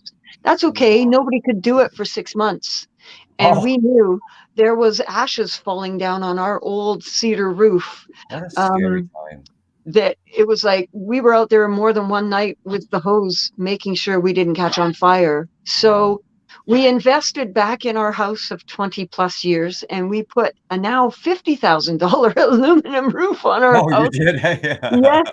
So at least the roof will survive the fires. I'm not sure about the house, but we'll have a roof to live under should Yeah. we burn, knock on wood, But like, in yeah. general, though, your community and everybody, I lost a home as a child, so I know the personal experience of it. And unless you have had the experience, you kind of don't know. So, but your community and everything, are they doing all right? Is it a rebuild? People have left, or Well, in Vernon itself, it was the outskirts of Vernon that lost fires, and then down towards Kelowna, and then up into the interior of the province as well. A whole town burnt, a yes? small town. Um, just like everything else. And then we're still in COVID, and then the floods in Vancouver, and Yeah. then the Oh, that highways. too. Oh my It's God. just been endless. We're all, I think, in a state Yeah. of numb. Like. Then they forget the utensils for my pizza. I was so pissed. Damn, Yeah, I we're know. so Can't live brutally right beaten anymore, over man. here. Jesus. Yeah. But no, I did want to touch on that because I know that, like I said, I've seen your postings in regards to, and people kind of have somewhat forgot because you're right. Everything's gone on, but like you said, the Something floods, always takes the over fires were something quite, else. Yeah. yeah, the fires were very, very, very, very serious. So Yeah. that's, I'm glad it's kind of getting back to that. Yeah. Well, we'll Anywhere, see what happens this summer. yeah. When we were talking to Miles Goodwin, like Bling was saying there, any word on some tours coming up? Are you going to do in Canada? Come on to Rockpile. I'll get you. Remember, we got to play at Rockpile. Well, certain things I can't talk about, but I know for sure the Kenora show is a go. All right. We were opening for Took. Unfortunately, Took has had to step off the roster, so we are not opening for Took now. But oh well, I've gone up on stage and jammed with them a few times over the last couple of years. Sang on one of their sang on "Don't Make You Feel Like Dancing." Actually, they covered it. And if you don't know who Took is, you got to look them I up do. because Yes. OMG, like OMG. But so Kenora, that's as close as I can talk about to where you are. But there is or was a date that was going to happen in April, maybe, but we're all still kind of waiting. And then again, we have a show that we could do out in Newfoundland, and we did some investigating. It's going to cost us $8,000 to get to Newfoundland. No way. Crazy in this country, that price. $8,000 to fly the band. I am not driving to Newfoundland. I've been there, done that, not doing it. So if we're not flying, if I can't fly, we're not doing the show. We can't do the show. Yeah. But yeah, so then the rental vehicle, then the gas of the rental vehicles. I mean, there's Works out the same for thing acts anyhow. of Yeah. for acts of my level, my caliber, Yeah. there's no money in it for us right now. So we have to really think hard about trying to set together. Tours don't happen anymore for acts such as mine. We go out, we do 2-3 shows if we're lucky, and then come back home. The classic rock festivals are limited these days. Yeah. And thanks to my past, I can only get into 1 or 2 of them. But we won't go there. No, we won't. Yeah, there's talk, and I know that there's a few places that I've been in the past out there that are saying, yeah, come back, let's figure something out. But it's going to be a lot of figuring, because I can't work for nothing anymore. This is how I pay my bills. I need to make my money through this. So Hey, I I think we all respect that, definitely. You know what? You don't climb to a certain. It's kind of like me. In the day, I do rentals, right? And I tell people, it's like, I'm not going to cut my price down or whatever, because it affects my quality of work. When you get to a certain level, you have to have respect for that level and stick to your guns, man. Definitely. Yeah. Well, if you don't respect yourself, nobody else is gonna, or you'll be lucky to find someone who will. Because usually paying for less is just more freaking headaches and more trouble anyhow, and you don't want to go there. You've been there, done that. You know what I mean? Just like all the videos you saw when home videos on Facebook and social media became the norm. There were a lot of not very pleasant sounding music floating around out there. You're always gonna get the trolls, the assholes out there who just trying to get a jolt out of anybody. They're gonna make all kinds of comments that, especially these millennials. I love the millennials. They always have a comment. It's about relevance and oh yeah, come on, seriously. But my point is that you get what you pay for in a lot of cases in this old world, and you want to go to a show and enjoy it. You got to put it out to get it back in. I just had a friend call and say, hey, our friends are playing in town. There's a cover, because they normally don't have a cover. They're a bar band. There's a cover because that's the only way the band's getting played. And I just was like, you know what? I'm so against what's going on right now. I know it's a tough situation for the rooms, but it's like at every turn I'm told, well, you're the musician.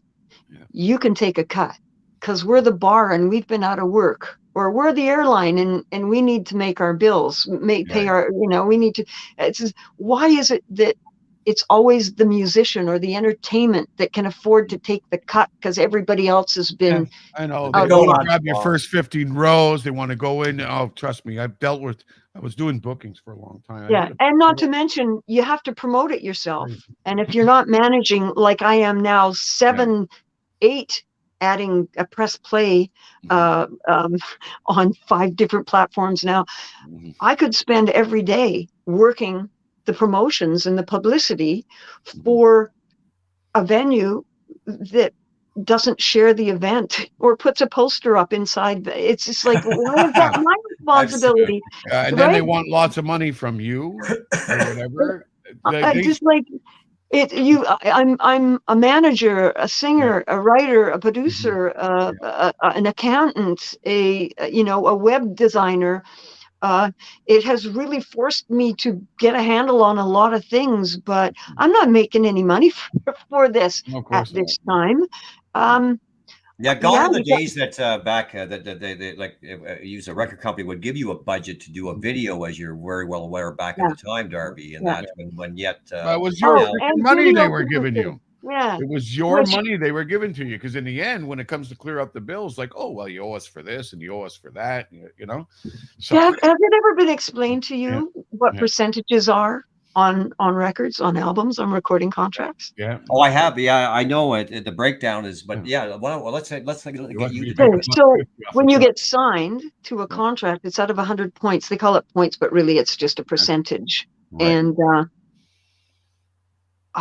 my numbers are a little skewed because I can't remember exactly, but they're pretty close. When I was signed with the Headpins and we got our first, second, and third deal, it went up in increments every deal by, I think, 2 points. But the band, the Headpins, were given 6 points, I believe, out of 100 for the Turn It Loud album. Yes. That got split between the manager, who got I don't know how many, Brian, who got I don't know how many. When it came down to me, I got a point. Wow. Now, here's where it gets fun. That 400,000, let's say, tour buses and jackets, because they used to get you a tour jacket. Yeah, right. And whatever extra expenses out of the album, let's say 150 to record the album. We're up now at about $400,000 in debt for getting to that particular day. Right. You pay that back out of your 1%. It doesn't come back out of the 96% they keep. That's their money. Yeah. You pay the debt back out of your points. So by the time I was out of the Headpins, I think we were up to 10 points, which I still got 1.5 points. Okay. But the debt was mine. That $500,000 debt was mine in the end. I'm not complaining. Yes, I am. I'm complaining. Darby, are you familiar with Frank Marino? I am. Yes. Now, Frank, I've had him on air many years back or whatever. He's a good friend of mine too. Frank got on and said something very similar to what you said. He says, I remember back in the day, he says, we were at some stadium somewhere. He says, we got like 3 trailers of equipment being unhauled. He says, I'm on the tour bus. He says, everybody's running around with Frank Marino Mahogany Rush shirts on and all that stuff. And he says, I asked myself the question, who the hell's paying for all this? Right. And then he found out very quickly. And then when he found out he was getting screwed, he goes to claim something like, I think it was like over $4 million in royalties or something like that, that they owed him. And all of a sudden they passed this wonderful law saying that you cannot go back so many years. There's like a retroactive of only maximum of 2 years. So just because he was on the borderline of 3, 4, or 5 years or something that they owed him stuff, they declined it just because of that situation, because the law says you can only go back and claim royalties from someone. Right. Well, I wonder if that was either for publishing or for my brain's drawing a blank. There's 2 different areas where you get paid. Performance and writing. Well, and that's a new one now. Performing rights that started back I don't know how many years ago. Yeah, 360 Headpins were selling. I mean, I've got all my albums on the wall here. They were selling. Let's say we've done a million records worldwide, which is a tiny little amount for the big artists, but for our caliber, that was fair sales. For the go back for the performing rights, that only started with a gentleman I know, Mark LaFrance, was in on helping get that started from SOCAN. Only goes back to a certain year. That year is 5 years after the Headpins had their heyday. Oh. Yeah. So I haven't got paid for any of the radio or the performing rights from 1980 through to, I think it's 1987. All that is not, I don't get paid for performing rights. Wow. Yeah. Can we sue somebody?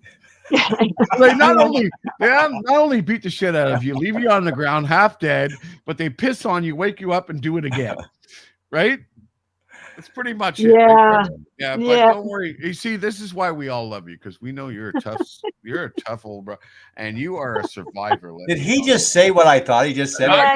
Listen, I said it. Listen, I got a little Irish in me. What can I tell you? Hey, she's a tough old bro. St. Patty's coming around the corner, Hey, so no, Darby. Definitely, man. I mean, your story, you should write a book about it, because it is an extent. You probably inspire a lot of freaking people in the music industry who are going for this. I mean, nowadays, look, there's a lot of, as you know, our show's called Indie Scene. And why? Because we support it, because a lot of people are realizing when they're doing what you're doing now, and you're realizing that even though you're doing all the managing, you're doing all the promotions, you're doing everything, you're realizing how much they were screwing you back in the day, because how easy it is to do this stuff. Or why am I paying all that money to these record labels and all that stuff when, geez, I did it for less? You know what I mean? And that's why there's a lot of artists who are saying, you know, screw it, I'm running as an independent and so on. Yeah, well, and exactly. Same with agencies right now. I'm running as an independent. I went back to a former agency. They said they'd book me, and in 5 years I haven't got one show. So it's like, you know what? We're independent. We'll stand up for ourselves. We'll give a good product. We speak respectfully to the buyers, and we come in. We do the best show we can possibly do. So, it's just what it is. It's the alternative is not doing it, and that's unacceptable to me. Because it's something you love. Never give it up, Darby. Do it. Well, I would also say though, Darby, that to a degree, it's kind of true. If you're doing all and wearing all these hats, does it take away the creativity of the artist? Because you should be focused on that. So, do you find that it does it take you away from your focus any at all? Some. If you're a player, I'm not a player, which really sucks in the sense of writing songs. I can't write songs. I can write lyrics when I really put my heart into it. I have a song right now that's 3 years into being written, and I can't get 2 lines in the last verse, and that's all that has to be done. And I just won't let it go until I've got those. But anyway, if you're that personality, this time being able to sit in your studio and create, if that's what you do, it's been a wonderful thing. For me. It set me down at my jewelry table, and thank God for that. It's brought money in. At this point, I'm in year 6. I think I've sold close to 600 pieces actually. So I'm really happy that that creativity when I'm down, and it's good therapy too. It's wonderful therapy. So is singing.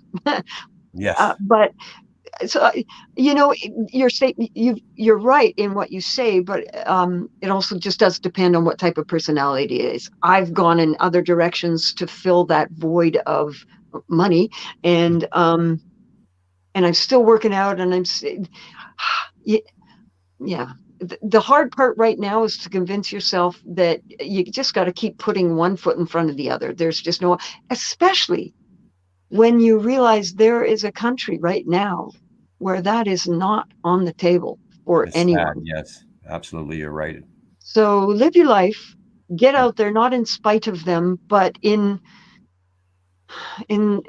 solidarity, at least in words, to don't sit here and waste your life. Don't let the nose stop you. Just get on, do it. Yes. And quit listening to what other people are saying. And I've taken the past 6 years and learned how to turn off the negativity that's coming. Good for you. Yeah, me too. And just go with your heart. And hopefully if you feel strongly enough about it, I know this is an old saying, it will find you. People will find you. What you're looking for will find you. So I picked up a phrase that I use for years now, more mile with a smile. Well, that exactly, more bees with honey. So yeah, you know, it sucks, but write a song. Fans, before I forget, asked because of your kids, are your kids into the music industry or music at all? One of the fans that asked. No, they are not. They don't have any talent or anything, or do they have talent? They're just not interested in going that route. Both of them put themselves through university, and and what a proud mom there. Wow. Yeah, for sure. The oldest has been in Vancouver for almost 9 years now. He's a graphic artist and works for a company where he's done videos. Animated videos. Somewhat. One was about Trump, as a matter of fact, before he even ran. And it's he did the South Park episode or Simpsons that Trump was. I'm just kidding. Well, anyway, so he's reached the 1 million mark on that video. So and his company, he's now in charge of 10 people under him in that company. And our youngest is a year away. He's graduated already, but he's a year away from having his CGA. He's been working at a very renowned accounting firm even while he was going to university. So he's 5 years into his career at this point. So they are going to be making money and looking after mom and dad. There you go. That's the way it goes. The Latins do that all the time, or whatever. Spend all your money on the kids, and then they'll take care of you when you're old. That's well. Here's another big balloon with a "Here's Open" sign on it. I'm releasing it right now. Yeah, absolutely. So we're so lucky. They're good kids. They're healthy. In for the most part, stress has entered their lives as it has with anyone else, and anxiety. But hopefully, once the world gets back to some kind of normalcy, if ever. So nice to see and hear that you've instilled some good things in them, Darby. They haven't just become like fucking drug head or alcoholics or something in today's world. So yeah, I'd be a proud mama. Yeah, well, yeah, we are.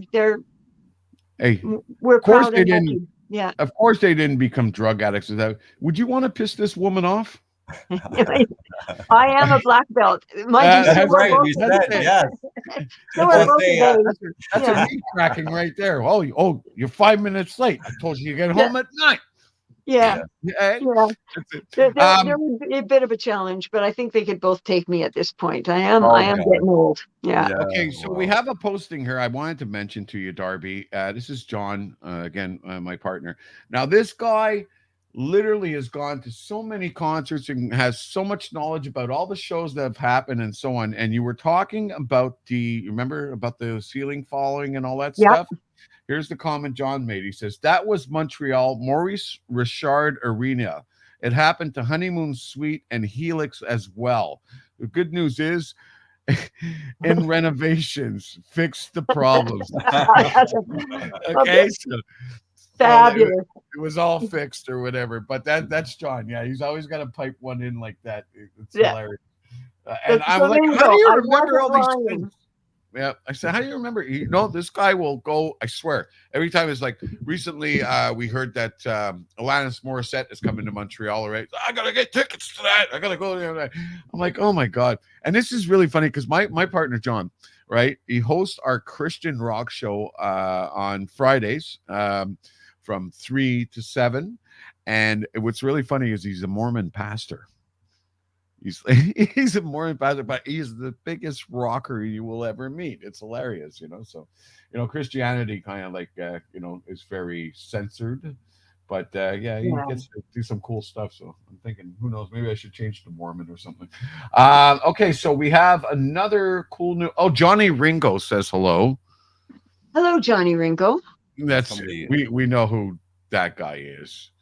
Yeah, I think I do too. Yes. He's changed his name, correct? He does. He doesn't call anymore. He never calls us. Hey, we're left out in the cold. He's a big rock star now.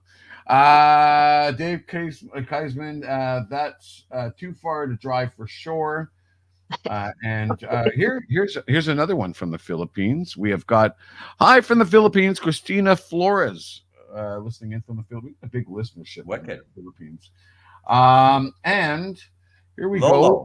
Lolo Dio, listening from Costa Rica. I remember the first time I heard the Headpins in a club in Lonsdale Road, North Vancouver. Whispers. There we go. Whispers nightclub. Yeah. Whispers nightclub. That's it. Yep. And here's another one from Tracy DuPont. Nicely played, sir. I have no idea who she's talking to. She's probably talking to me, right, Junior? No, it could have been you, Junior, but it might have been me. Nice place. Okay, Darby, we'll give it to you. Yeah. All right. That's it. Okay, I ask everybody this one, Darby. Any embarrassing moments on stage that you can share with us? Are you kidding? No, I'm not kidding. Most embarrassing moment. Yes. This one does go down in the annals of history. Yeah. Literally. Maybe it was in 2002 or 3 or whatever. I'd spent a lot of time trying to get my body into these low ride pleather pants that I had bought and swore I would not wear until my stomach was flat enough to get into them. That's a So woman I thing. worked out and I worked out and I worked out, and we were up in Cold Lake, Alberta, I do believe, at a Oh boy. family I work at the show. radio station there. I can't believe. Oh, wait, now you were just K-Rock. Okay, okay. Yes. So we were playing a family show in a arena or wherever it was. The stage was exceptionally high that night, and I'm all pumped because I'm wearing my new pleather. Well, actually, they weren't that new. I I'd see had where them this for is about a going, year. eh? This You is an can elf tell. moment. Oh, you can tell. And so I've got them on like low riders, and I Yeah. had a pair of T-bar underwear on underneath because it was the right thing to do. So Right. just before we get the 5-minute stage call, I kind of do a view in the mirror, check out the butt in the mirror. It's mandatory. It's in the contract. The mirror, that is, not checking out my butt, but I was. And I turn around and look, and I do a bend over kind of thing. And it's like, oh, you can see the T-bar. It's a family show. Oh, no. I'll take them off. So I took them off. Oh. But just before I went on stage, I went, I've never really worn these pants other than to try them on to check my belly out. So I did have a full length to the ground black knit sweater just in case. And I'm like, I'm uncomfortable. Wisely enough, I shouldn't do this without the sweater. Put the sweater on. Okay. Got out on stage. They were introing the band, and I would usually put my back to the band and stand facing the drummer. Yes. Ladies and gentlemen, the headpins. And I do one of my, Van Halen splits, the guitar bang. Yes. And I ripped the crotch out of my pants right from the seam where the legs and the front and back meet, right up to the belt hoops. Right up to the belt hoops. It was wide open. And that was the first note of the song. So I'm like, oh shit. So what year was this, Darby? I don't know, early 2000s. I'm guessing. I don't think YouTube was as popular then. You see, that's the good thing about us. You say what you want about us, all you millennials, but at least we have all the shit that's happened to us is not documented on YouTube, I know, right? Twitter, well, here's the thing. TikTok and so on. The photographers were doing this. They were looking No way. Trying to get the angle, eh? I literally, and the children that were standing up front for the show, literally for the whole show, rocked out knock-kneed so that I didn't separate my legs or show my butt to anyone, especially any photographers that might have got pictures of that. Because, lo and behold, that would have showed up on the news. Anyway. But only your sweater knew what was really going on. The band didn't figure it out. They didn't know I hit it. And believe me, I was knock-kneed for that whole show until we went into the dressing room after the show. And I went, hey, you guys. And they all looked, and I went, look. And I gave them the, and they're like, what the hell? I'm like, the whole show. I did that for the whole show. Yeah. At first when you were telling this story, I thought it was like the Elvis concert where he sweated so much that they had to cut his leather outfit off of him. The return. Oh no, so on. No, this was pleather. Yeah. This was pleather. It wasn't leather. It didn't stretch. And I no longer wear pleather anywhere.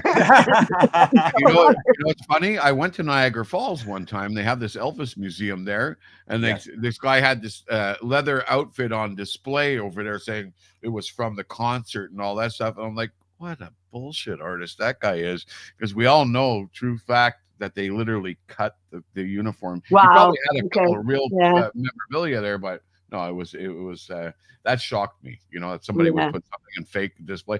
Do your homework. You know what I mean? But the level of your story, I did not see it going that way. That was no. That's definitely one of those moments where you're like, oh boy, yeah. It's quite the city. Cold Lake, Alberta is quite the city, Darby. Eh? Yeah. I got many stories from Cold Lake City. Almost froze to death there. It wasn't on that trip, but it was. You have to plug in your vehicle there, Bling, or your car won't start. Oh yeah. Oh, the extension cord I Yes. lived in. Where I our lived vehicle was frozen solid. It was like, Wow. it was. when I was 11. I lived in Winterpeg for a while, so I could tell you cold, man. I No, mean, no, no. This is no, Cold Lake colder. for a reason. Ask her. Cold Lake. Yeah. Yeah. Yes. So it Yes. does in Winterpeg. You're telling me. Well, I actually, Oh yeah, there Darby, you go. You know. I did a bit on the anniversary of Leonard Skinner passing because of the plane crash and all that. The actual real story is they ran out of fuel, but the pilots got on with my show, and they were saying to this day they still have to in those jets take a wooden stick and measure the fuel because all the electronics are frozen. Mhm. So, but yeah, it was quite the experience. Like Alice Cooper play up there, and your and acquaintance, of course, Sash Jordan and all that. So How do I you can fly up there? recall, Like but Buffalo Airlines used to fly these guys up there, or what? I was gonna You actually. ever see Did you Ice go through the Pilots? Badlands I when you don't went know. up, Yeah. or Mm. do you recall? Sorry, Bling. Did you recall when did you drive up? Was it through the Badlands or was it the other highway? Do you recall? Oh, it would have been driving. Yeah, it would have been driving because there's no there. Yeah, wouldn't even think about landing on the any of the army or whatever airstrips there. No, we drove. That's back in the day when driving was driving, Yeah. driving, So Yeah, he but I'm went. bringing up driving. that there's two highways, Darby. I can't recall, but when you go through the Badlands, and you only know if you've gone through Bling the Yeah. Badlands Yeah. to have the experience. It is, eh? Are you thinking that below Cal or below Edmonton Yeah, and from above Calgary is Medicine Hat going up, going north. Drumheller. Yeah, you're Too talking cold. about. Oh yeah, we've driven through there many, many, many, many times. Wild. Yeah, When they call it the Badlands, it's very, very. yeah, yeah. Didn't the Guess Who write a song about all this traveling across Canada or something? Eh? Dun, Yeah, dun, dun, dun. Yeah, there was. I yeah. see it was clicking in my head. Darby, there was something you mentioned earlier when I wanted to ask you a question. Did you ever get the chance to meet Ann Wilson finally in your career? I did. You did? And Wow. did you tell her that you had started off literally your career because of you get that moment or Nope. no? Nope. Okay, tell us this story. How did this work out? Yeah, you know Was what? it a It's quick not much moment of a or story. no? It was a brief. Actually, I've met her twice. Yeah. Once right on the very beginning, we were in Seattle, and Mhm. unfortunately, Brian, in his sense of humor, embarrassed her or insulted Oh her. shit. Oh, geez. And I don't know if she remembers me from that, but then the next time I met her, she wasn't that interested in saying It was hello. like, So, yeah. it's all good. All good. Maybe I caught her on a bad day, That's it. It's that one of those moments, the bad Yeah. day, we're all human type of thing. Yeah, that's it. Yeah. Oh well. Biggest crowd that you ever performed in front of, Darby? Oh man. Well, 1984, we went as the Headpins. We went over and did the Dortmund to Dortmund, Germany, and did the Rock and Pop Festival, which in that year or that era was the largest televised concert of the day. Joe Cocker was there. The Pretenders were Wow. there. We were there. Who else was there? I can't remember who else. It was a 2-day festival, I think. And then the next day, we drove to another town and saw Yes. Oh, And that was one of the craziest shows I've ever seen. And backstage was Jimmy Page. I was a foot from Jimmy Page for a moment, a split second.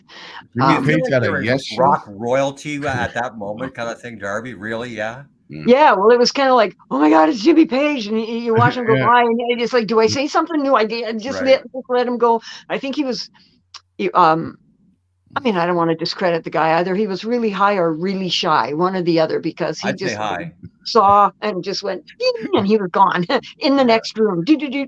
So, but he was there, and the Yes Show was just unbelievably Oh man, 902. What that was the tour 90250. Is that That's not the TV show, is it? Oh, No, 90210. No, it's not that. the white album with the circle on it. Yeah. God, I had a sweatshirt I wore. 250624. 25. No, No, that's that's Chicago. Chicago. Chicago. Oh, I played the trombone to that song in geez. school. Sonic Just so you know. 7530. No, that's Jenny. Wait, now, hang on. Whoa. I want to back her up on that. You learned trombone on that? I played song? trombone in grade 8. I did. Yeah. I fucking love Chicago. I never thought I'd, as a fan in music school, just like you're saying in class, I used to think that my music teacher was a bit of an idiot, but man, oh man, it was because of Chicago that I became such a fan. But you learned trombone for that. Not for that, but in grade 8, I learned trombone. Okay. I don't think we ever got to a Chicago tune, to be honest. Mary Had a Little Lamb was at the top of that list. We nailed that. Not really, but kind of, sort of. Yeah. It was ukulele classes and Hang Low Your Head, Tom Dooley. Yeah. Recorder. Did it all. Been there. I used to break the necks on the ukuleles all the time because that was me and my buddy Terrence, who looked like Jimi Hendrix or whatever, used to play left, and we used to do Jimi Hendrix solos or whatever while everybody else was doing the ukulele strumming and stuff. We try and add in, and we'd break the necks on the damn thing for trying to get too much wind in it. Music in the schools. It's amazing what it's done for us, right? Yeah, it has. Totally. Okay, so I guess this brings us to that moment of like is she ever going to shut up? That moment? No, I know. We love it when guests stay on long like this. Miles said that too. Miles said he talks too much, and we were going, "No, this is what this is all about," and we appreciate that you're taking the time love it. And all this. I got more comments. Here we go. 90210. No, that's the show. Dave Keisman. Yeah. No, that's 90210. Wait. No. Okay, wait. 902. Yeah, come on, Dave Keisman. You're giving us the wrong answer. Dave. Dave's not here. Dave's not here, man. Yeah. I'd love to get those guys on. Hey, Cheech and Chong, see if they still got some gusto, you know? Good Lord, I probably got it here somewhere, but I won't leave the camera. It's okay. But that was the tour they were on, and it was just my husband just commented, my glasses are giving me Google eyes. So it's like there we go. A little bit, yeah. After 2 hours, it's like if I take them off, I literally can't see the phone, let alone seeing you guys. Darcy's a very intelligent woman. Do you see what she just said? You know Google, right? Everybody knows about Google, but where it got the name, originally people were saying that Google means infinitive number. And so when you're doing searches, it's infinite, but it's not. The real name came from Mr. Googly Eyes, which was a cartoon character. Like Mr. Magoo or something. That's why you see the Google logo with the eyes and stuff they do sometimes. That was the original logo, Mr. Googly Eyes. Cartoon, yeah.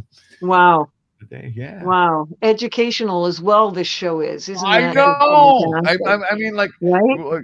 Useless knowledge, you come to the Bling. That's it. That's it. Oh, here we go. Corinne Murphy. From over here, my roommate's mom. Whoa, this is fun. Thursday Eve, isn't it? Yes, it is. Great interview. Okay, who's this? Tracy DuPont. Great interview. Thanks all. So she's given up on us. somebody backed out. Okay, they said, "Oh, this is way too long for us, man. I'm going to bed, man. It's past 8 o'clock there, you know." Yeah. Well, I'm going to have to head fairly soon because I'm going golfing. Just so you know. You're going indoor golfing at this time of the night, or is it still Thursday, early enough in Vancouver? Every Thursday. I'm not in Vancouver. I'm in the Okanagan where there is still snow, but no, we every Thursday we go indoor golfing. Oh, okay. So speaking of that, I have something to show you here, Darby. Oh, here we go. I'm going to have to put my glasses on. Literally, I can't see. Okay. Even Junior's got the reflection happening in his glasses. Oh, there we go. Ooh. Oh, it's at a golf. Okay. No, I can't see it. No. Yeah. 1994. Oh, okay. United States. This is a 1994 U.S. Open jacket from Oakmont, my dear. Nice. And I want to share this with you. And he gets because on the field you and have plays a chicken. dog, and you may have seen this and not realized. Now, Darby, back in 1996, Junior owned North America's golf ball retrieving dog, Chelsea. Oh no. We were featured in Score Golf magazine and whatnot. And I am actually a former golf pro in the Midland, Georgian Bay area. Now, and a left-hander, you and your husband, are you left or right-handers? I got to ask. Right. And he is as well? Yeah. Okay. Being a left-hander, my hero heard about my beautiful gone to heaven now dog, Chelsea. And this is a personal autograph addressed to Chelsea and I from Phil Mickelson. Oh, nice. Yes.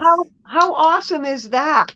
Oh, I was so touched for the obvious reason there. And I bring that up because I know how much of a huge golfers you guys are. And I know very much so because of my tenure of being a golf pro that you guys, the snow goes early. So you get to go golfing a little bit sooner than the rest of us. I'm kind of jealous. Well, the coast does. The coast is golfing already. And as a matter of fact, lower than me, Penticton and even Kelowna's golf courses, I think, are open some days of the week at this point. Vernon's we're still higher up, more north. And we still have too much snow, but we're hoping within the next couple of weeks and maybe a couple of rainy days. The boys are anyway. You know what? I hate to admit it. I'm a little indifferent. I love doing it because I get to spend time with my hubby out there, and the rest of the guys come, and share your handicap. Share your handicap. You know what? Come on. I don't have a handicap because I don't keep score. For tournaments. Does she look handicapped to you? My handicap is golf. I don't keep score until I can at least break 100. I'm not keeping score because it just makes it just too much of a game, instead of fun.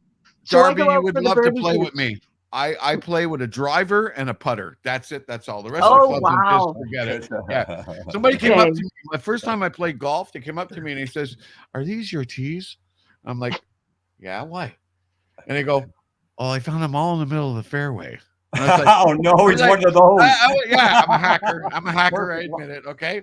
So all of a sudden, he goes, "What are you? You're not supposed to." I was like, "Well, how come they put so many in a bag then?" You know. Yeah. Well, that's it. I driver and putter. That's it. So that's why I don't golf as much. Now listen, you said you're close to Kelowna. Yes. Okay, so have they found Ogopogo yet? Ogopogo's in Vernon, not Kelowna. That's and right. There's been a lawsuit and all that to go there. So watch yourself. You could get into trouble. Mm-hmm. Ogopogo is supposedly a Vernon thing. Yeah. But in the Okanagan Lake, but he because of COVID, he left. Yeah. That's it. Now, for some of you folks who don't know what our Canadian Canadian chatter is all about here, Ogopogo is the Canadian version of the Loch Ness Monster. That's it. So, it has been said, as we are famous for our Sasquatch over here, right, Junior? Right? Okay. I said, Junior, let your hair grow. It's a good thing he shaves, because if he didn't, he would look like Sasquatch right now. So, anyways, Darby, we don't want to keep you much longer. I hope you really had a great time here on the show tonight. I know all the fans enjoyed to see you, and you got to keep coming back to us, keep returning, keep us informed as to what's going on with you. Well, I will do. See you this concert, and definitely I love to hang out backstage or whatever. I know Junior will probably be talking golf the whole time, but right, pretty much, right, Junior? Well, she's the same way. Aren't you listening? There you go. There you go. They love golf. Listen, I'd be like, is that a Rickenbacker 4001? Wow, that's so cool. It's such a great outing, though, isn't it, Darby? Oh, it is for sure. And as I've mentioned a few times now, and you guys haven't caught on, I only do it for the birdie juice. Yeah. Oh, okay. There you go. Which the boys are so kind to me. They know that the chances of me getting birdie are really, really slim. So now if I even shoot par, we get to have a birdie juice. So it's a wonderful outing. Then? Have you achieved the birdie yet? Come on. You must have. No, oh, you're kidding. No. Par? No, I've had a couple pars. Yeah, Okay. yeah, getting better. And And nothing again, near a I hole don't in do it one? for the score. I do it because it is a wonderful outing. You're outside, and we play the Vernon Golf Course. It's a beautiful course, and many times I've sat on the golf cart looking out on a sunny day, just going, Yeah. That's why man, I like it. I've been very fortunate to yeah, play some I was beautiful pretty golf cool with that courses. too. I like driving the golf carts too. That's pretty fun. yeah. Well, there's always that. Yeah, that's it. That's it. There is so. You guys are confusing the shit out of me on all this golf talk. Remember, I'm still at the plastic bag of teas or whatever. It's Fairway. become the Come new on. thing. It used to be about about getting wasted all the time and whatnot, Okay. Bling. But Oh, we've all that's what gotten. the birdie juice is. Okay, Well, okay. this is what I'm Yeah, saying. You know, when I Kind of was like talking to playing pool boys, shots. It's like, okay, sip up. yes, Yeah, yeah. If okay. you get a birdie, everybody gets a shot. Okay. Yeah, at least that's how we play it. well, some So of us we just gotta. It's been part of our sobriety to get into it as So if well, Bling. somebody To be flips honest. the bird or something, does that count too, or what? No. not the way we play. No, Okay. no. Yeah. I'd have everybody drinking. Let me tell you, Yes. flipping away. So before we do let you go, Darby, as we said, it's been just lovely to you and I have talked sort of messenger over the last few years pre-COVID because of shows that were going to be going on in Ontario.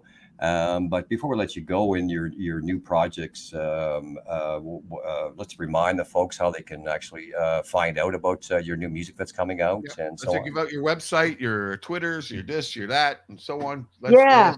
That Yeah. social media Well, stuff. Facebook's a big one. Darby Mills Project is on Facebook. Press play. The review is on Facebook as of 2 days ago. I couldn't just get press play because there were too many people that already had it. So it's press play Oh, the interesting. review. Yeah. Yeah. And so I think they're all on all the other YouTube for sure, Darby Mills Project. Right. And I am in the midst of month 2 of redesigning the website. I'm going to have a brand new website out in the next couple of weeks. Excellent. So that's really exciting.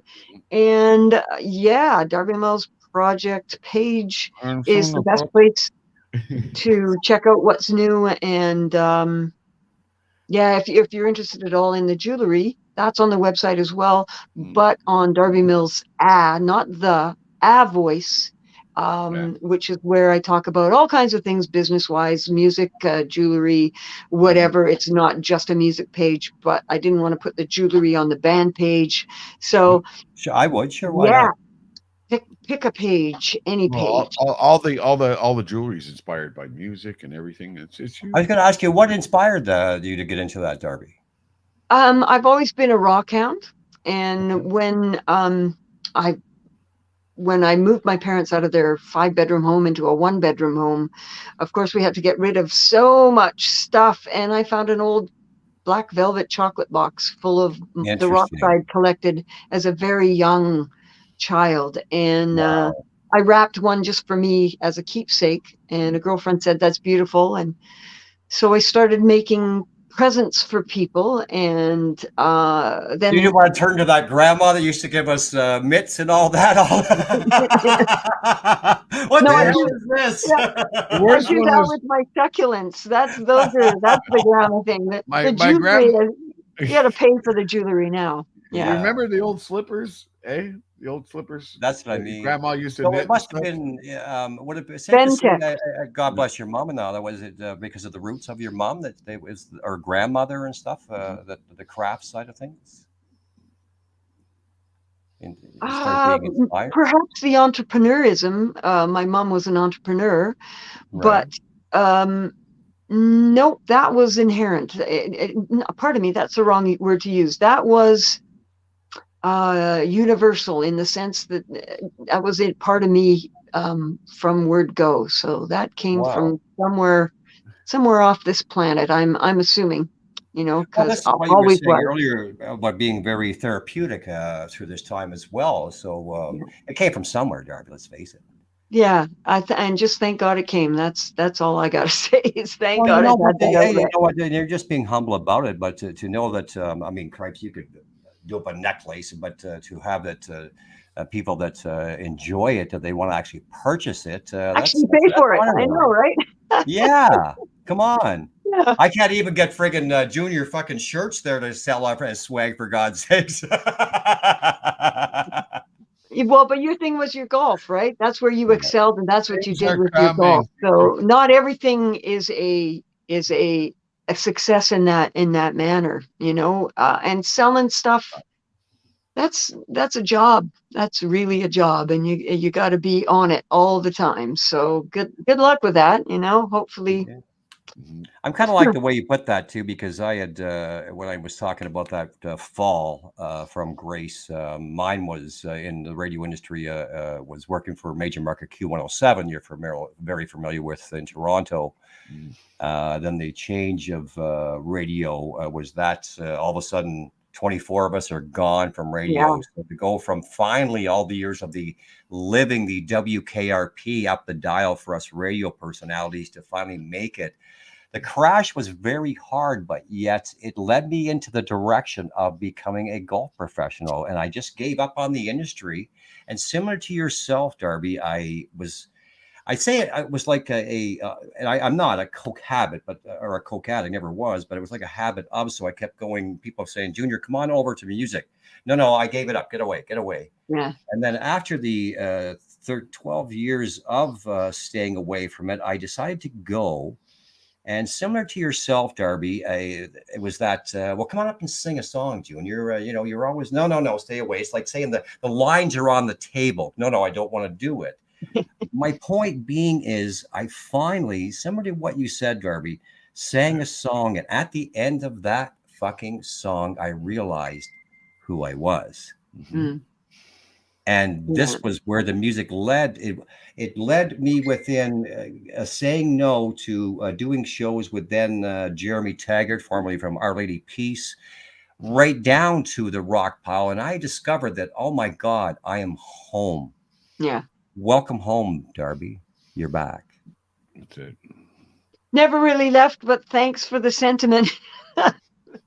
I've been digging my own grave for many years, and it's going to be real pretty by the time I get there. I know you have that in you, because my boys speak very well of you on Bar Stools and Band Talk down on the East Coast. So the guy, yes, very much so. Did you get your coffee mug? I did not. Sean said, I think he's on, but I want to get one of those. I have so many of whatever. He is the king of swag, isn't he? Well, I have I respect. He is the king of swag.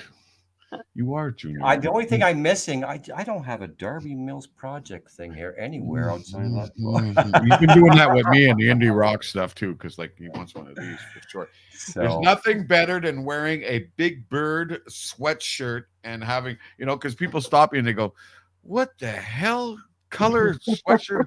And you go, "No, this is my rock station. You got to tune in, check it out." Yes, yeah, you got to work it. You got to know how to work it. It is. I went into network marketing for about 6 years actually, and it gave me a whole new appreciation for working it. And incredible, the work.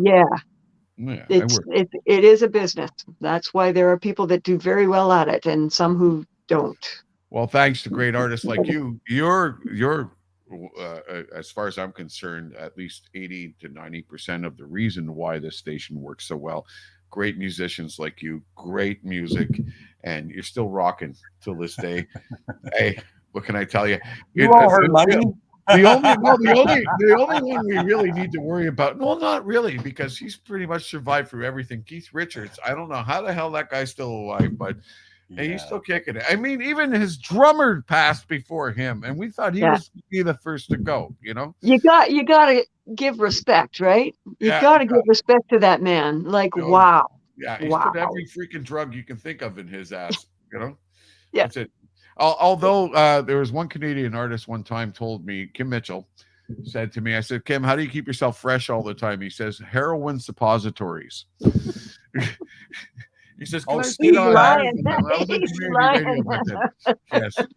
Steve, actually, our Lips from Anvil, he'll tell you some incredible stories with Jack Daniels. Listen, we've had him on over here at Indie Rock Radio, and I've never heard a guy cuss so much.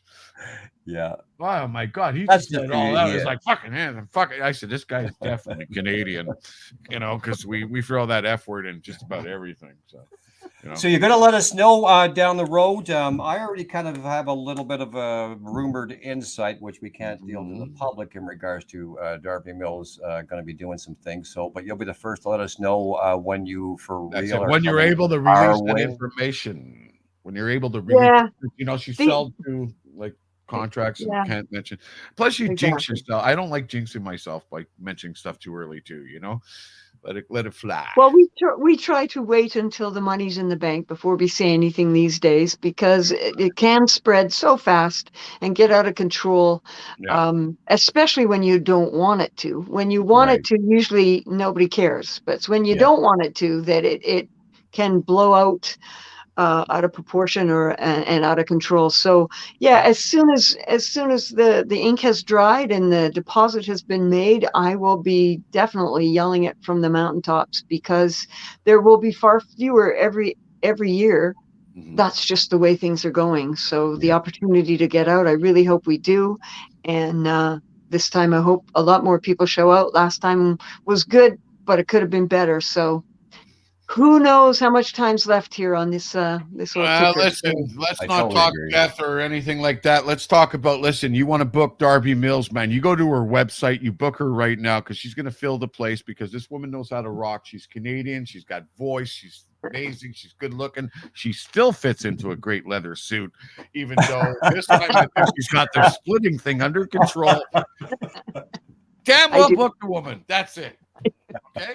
You see what I have to put up with, Bling? Yeah, all the time. Yeah, wonderful job. Okay, guys, I'm going to have to go. So wonderful talking to you. All the best with the show, and hopefully I get out to the Ontario province here this summer and get a chance to rock out with you in person. Definitely. You take care, and we love you, Darby. You be well. I know people are scared to come here, but Darby, I'll come out to Ontario to see you. Okay, or Montreal. I'm close to the border. I'm close to the border. You know what I mean? Yeah, for sure. All right. Okay, Darby. Thank you, Darby. Thank you very much for being a guest on Indie Scene here, and we'll see you again soon on the show sometime soon. Awesome. All right? Keep in touch. Rock on. Stay safe. Ciao. Now I just got to figure out how to turn it off. Well, we got that under control. I'll send you to the green room, and then you just click out. That's it. Awesome. Because we still got to continue on here. There's a lot to say now, So okay. All right. Take care, Darby. Have a good one. All the best. All right. There we go. So, ladies and gentlemen, that was Darby Mills from the Darby Mills Project, and what an amazing interview that was, Adrian. Yeah, that was fun, eh? Yeah, you enjoyed the golf part a lot too, didn't you? Oh, I do, because like I said, there was a time, Bling, that I used to say that I won't use those words right now, but anyway. Don't you dare use those words. No. But what I'm saying is, I thought it was kind of I was a hockey player, so I thought golf was just kind of a useless sport until I got to play it and understand the game. And I never got to do any of that. You know what happened? My mom raised 4 kids. There was my brother, the oldest, me, I'm the baby, and my brother left to go live with the father, and so all of a sudden I'm left with my 2 sisters. So of course, what were my sisters doing? Figure skating. So what my mom put me in, that. So I started a little bit too young, and as you know, hockey skates and figure skates is totally different stroke. Totally absolutely. You got the picks on the end with them, yeah. So by the time I finally said enough of this shit and got into real sports, my coordination was not really there. I remember softball was one of them. Oh, so you weren't really much of a sports guy in your time. Is that what you're saying? I played football. After. That was when I found my niche, But the first one I remember trying out for softball, he goes, "Have you ever played?" I said, "No, I don't know nothing about this game. You're going to teach me, right, coach?" And he turns around and goes, "Okay, you're going to go over there and throw the ball." So they got me with this big fat kid, right? Now, all of a sudden, he says, "Throw the ball to me." So I throw the ball. He catches it. Then he wings it back at me. I don't know how to catch. Hits me in the forehead. I got knocked out for like about 5 minutes. Got up and says, "I don't think this one's working out for me, Mom." And then I remember hockey. Hockey, I tried out for that too. Here I am. Hockey was my total rescue, man. I was actually called a rink rat at the time. I spent so much time at the rink. It was my definitely. I didn't want to go home because then Dad would give me chores. I can't believe I just went for that whole conversation and you didn't make one single comment about me being a figure skater. Oh, Right? What the hell? I mean, you look at me now, I probably would not look that great and a pair of tights and a turtleneck. That's for sure. but you know, it's funny you say that though. I Yeah. took figure skating because I was a goalie, as I mentioned before, and it was Okay. for Yeah. learn better on balance and such. Yeah, So totally. yeah, It's a good skill to learn both, yeah. definitely. Yeah. See what I'm sucking on here? I'm trying to get rid of the smokes, man. Yeah, I've you been know, you're vaping a making me. bit. I'm a smoker, and right now you're making me like totally have like a craving. I'm like, oh, Well, I like it. I went away from the rumors about they were saying it can give you water on your lungs and whatever. Quite frankly, if you sucked it off or something, maybe or whatever. But well, anyway, well, here's what I'm saying though. For me, I didn't want the pills. I don't want the patch. This gives me the sensation that is the mental thing in regards to feeling of a drag. And as you can see, you actually do take a drag, yeah. and you do let that form of Yes.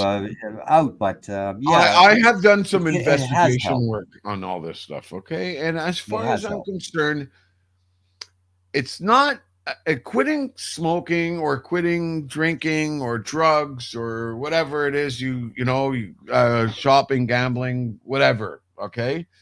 All Right. these things are addictions, and they really Yeah. are. And the thing is I can tell you, guaranteed, anybody who's been to drug rehab and had a meth problem or whatever, guaranteed they smoke weed.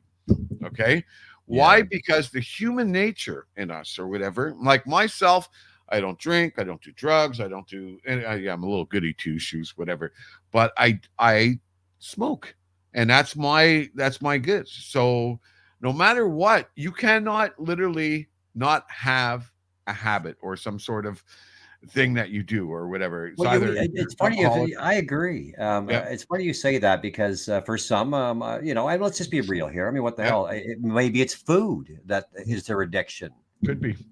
I can recall my doctor saying, unfortunately, in today's world in the last little while, that it's 60% of his patients are on something or another, which is kind of sad in a way when you think of it. But It's like we're all living for the, it's like ever since they cut the umbilical cord, it's like we're missing something. And so it's like we replace it with some sort of addiction or thing or whatever. yeah, yeah, I don't You, know. you ever We see had a these pretty good fucking things? audience tonight, by the way. I want to thank everybody that's Oh, been yeah, on with us. definitely. Definitely. All the comments and everything. We really appreciate all the comments that you guys made. Yeah. Oh, you've seen the size of John, right? Yes. Yeah, Rugby? okay. He was Yeah. playing rugby? Are you I kidding, know. John? Can you believe this shit? You hear this crap he's telling us? Hey, I wouldn't put it Yeah. past him though. John. Yeah. By the way, folks, John Blakemore is literally like 98 pounds wet, right? Yes. Great guy. I love him, and he's a tough son of a bitch, though. Trust me. There Don't. should be an LOL coming up there shortly now. But I'm telling you right now, this has got I don't know. I don't know if I can believe this one. I guess you'll have to explain it to me when I talk to him. If it was, there'll be pictures from yearbooks of school or something there, John, so you can show us all that. Yeah, Maybe that's you know it. what? I'm only 145 pounds, but so in my time of sports, I weighed more, so it could have been that. He probably weighed more, Yeah. probably. You know what I tell people? I tell people like I'm an overachiever. Okay. For example, you go to the gym. What's the first thing they tell? We're gonna get you real fit, man. We're gonna get you looking in good shape. We're gonna give you the 6-pack, man. We're gonna make you look real, strong. Get you the guns going on. And you know what I said? I said, "Oh, 6-pack. Oh, I'm real good at that. I got the keg. I'm an overachiever. What can I tell you? I couldn't stop at the 6. I had to go with the keg. So, That um, king. yeah, keg, or as That we like to king. call it here in Canada, Molson Muscle. Okay. Oh, Yeah. yes. Yeah, back in the day. Yeah, well, I didn't say I never drank. I did drink in the day. I just don't drink as much now. I don't know what it is. If it's like because I got older Right. and like I got older and all of a sudden I said, like my taste for like I'll go to, let's say you invite me over to your house for a barbecue, right? And they say, oh, BYOB, bring your own booze, right? And everybody knows that now. I know. Hello, but Anyways, I We'd will have bring to like in a my place. six. I don't drink at all. I literally bring like a 6-pack with me. I'll drink 2 beers and leave 4 behind. So I'm gonna get a Sure. lot of invitation to barbecues now because the Yeah. bastard leaves beer behind. Perfect. That's like at 11 o'clock when we have to buy our booze, right? And the store's Yeah. closed and won't serve you. Great, we got his 4 beers. We can count on that, right? What's the popular beer in Montreal, or what do you drink? I don't know. Like over here, between Molson and Labatt's or whatever, like Labatt Blue, I think is popular, and probably Budweiser and so on. But believe it or not, if you are a tight ass like me, it's usually Pabst Blue Ribbon. Get my blue Okay, ribbon, yeah. my PBR on, you know. I only That's know it. And that it's when really they good say, beer for the price because, like, seriously, beer's like just sky high for the roof. That's one of the yes. reasons why I don't drink too. I don't feel like spending that type of money, you know. But if I really want to like indulge myself, I like Rickard's Red, okay, or I like dark beer malts and stuff like that. I like to All try right. different styles of beer, and I would say we also have another one called Sleeman's. Okay, I know the name. Yeah. Sleeman's, yeah, and that's the honey brown lager or Sleeman's whatever I Ale. like. Yeah, that's very popular. I'm So the wrong guy. Like I said, it's been really, it's been like 35 years that I haven't drank. yeah, My choice. Not that I was an alcoholic, but yeah, I'm the wrong guy to send to the beer store if you want to go to the beer store. yeah. Unless it's something like I say, a Molson Canadian or something like that. PBR, stay with the lighter label. If you really want to get your buzz on, get the dark blue label in PBR.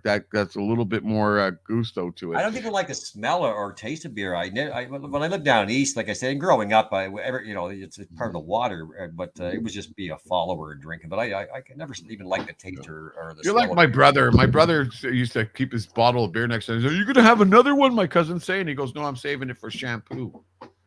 There. Right?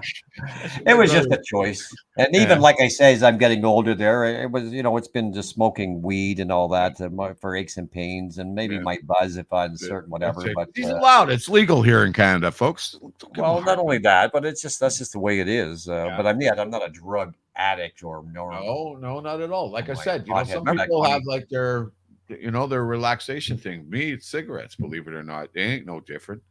Yeah. Um, Well, back to where we started with all this. When did you start smoking? What age, by the way?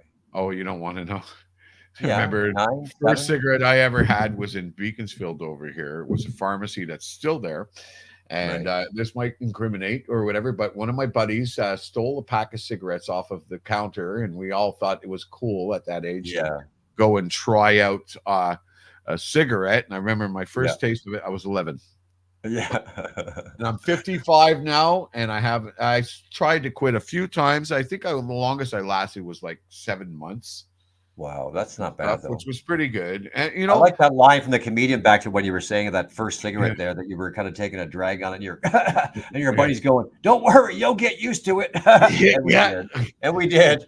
yeah, we did Well, definitely. it was trying to be. We were trying to be cool, Yeah. in regards to that age and Oh, you know what was funny? beyond the Popeye cigarettes. I guess we were trying to be You growing up. I love these moments when we talk about the past like that because I can tell you some really funny moments. I remember the first time I had let's just say a swig of alcohol. It was a Right. bottle of Canadian Club, right? Big 40 or whatever. One of my Yeah. buddies went and, we got some older kid to go and buy it. So we went. And Yeah, I of course. remember I knew nothing about drinking, right? Yeah. I remember watching movies and stuff, and you see the cowboys, and take the Have a whiskey shot of whiskey. and shoot it back and get a shot and this and that. So when they passed me the bottle for the first time, I had no idea what the hell I was doing. So I Oh go shit! and I take a swig and I shot back so much alcohol I passed out. No. Yeah. Oh, you would have been on fire. I literally went fucking black, man. It was like, Did you like I barf? couldn't breathe. Nope. Did you Couldn't barf? breathe. No, I've never. That's the one thing I could tell you. I've never gotten to the point where, like me, if I have too much or whatever, I'm freaking hilarious. Oh I'm yeah. telling you, You're a the happy jokes drunk. that come out of me. Yeah. Yeah, I remember going to a stag party with a close friend of mine, and whatchamacallit, I remember I was on stage. They shot me on stage somehow, and there was some stripper behind me, and she has this big rack. She literally puts her boobs right on my shoulders, right? And I Okay. yelled out to my buddies sitting at the table. I go, "Hey, look, guys, Princess Leia!" So that just tells you like what happens when Bling has just a little bit too much to drink. It's okay. Right. So that's why I pretty much I don't do much anymore. I try to stay in as much as possible. The So world you is end up not being ready. sometimes a little bit. Are you one of those? Oh, I love you, emotional guys. I love you, No, man. never. No. I pretty much no.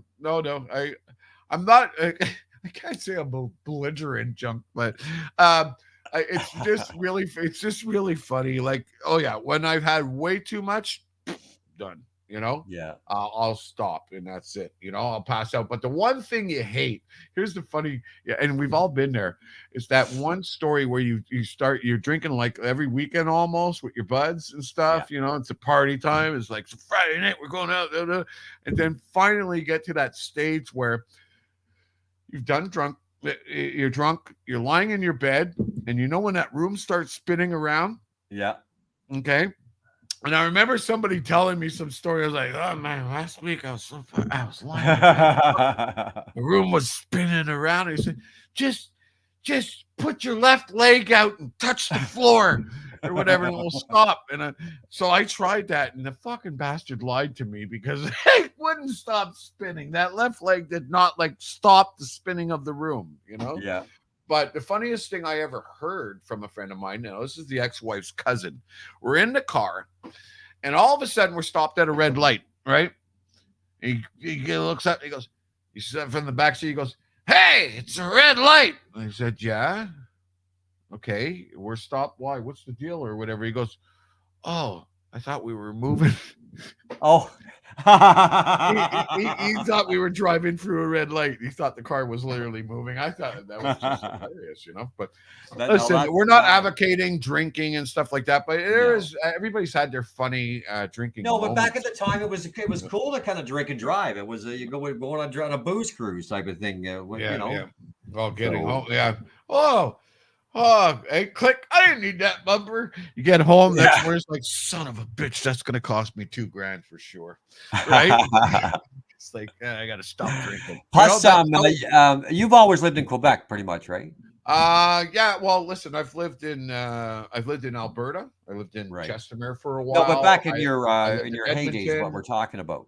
Oh, in my heydays, yeah, I grew up in Montreal, What I'm definitely saying born is, and raised it there. was a big deal because I can recall actually working radio in New Brunswick. But anyway, the bars for many more years had always been open later in that province. So Oh, it's always been that way, and it's even worse because, like, let's yeah, say you come to Montreal, the bars are open till 3 a.m. Okay, that's what I'm which I saying. think Yeah, with the new restrictions, I think they were only open till 2 now or something like that. But anyways, bars were open till 3. But the best part is we have these after hour clubs here. So usually you're leaving about 1 o'clock from the bar to go and start a party that's not going to end right. until probably like 3 o'clock the next day. So Yes. you want to talk about having a good time in Montreal? Yeah, if you are trying to get your party on, that's pretty much what you can do. You can go to a regular club, and before they start calling last call, you're off already to the after hours club and having a good time over there. The only problem is, I think they sell a lot more water than they do booze. Oh. Just people are on a different trip over there, you I'm know. of But the age that I can recall going playing the what was it called, the Electric Circus circuit yeah, up there somewhere. yeah, Yeah. yeah. Does that still exist? No, I think it's closed down. We don't have much that's left. We even had a Hard Rock Cafe in Montreal, Right. which I used to DJ at, by the way. And no, not even that's around anymore. In fact, we had Planet Hollywood come into Montreal, and here's the best one. Montreal, as you know, like Toronto or whatever, has grown into a nice city, and of course, because they were smart enough to know the right answers to everything. So pretty much everybody's client has us by. Montreal should have been the mega city of Canada. It really should have been, right? But the problem is our politics, and our politics. I won't Right. go into it or whatever, but I can Yeah. Yeah. tell you that in this situation, it really cost us big time. You've heard of Planet Hollywood. It's owned by Sylvester Stallone, Bruce Willis, and who else? I forget. Arnold, I think, eh? I'm not sure. Or any Arnold Schwarzenegger, I think. Anyways, Planet Hollywood, as you know, huge franchise, great, great for the city of Montreal. Now they come in, they open up this whole club. On the night of the opening, they get a letter sent to them complaining that the new employees that they hired were complaining that the computers and the whole data system was all English, and they want all the employee manuals and stuff. Oh dear, French and all that stuff. Yes. And they got a quick lesson. And how I know this story is because my ex-wife, her cousin, was a bodyguard chauffeur for. Hold on a second. Yeah.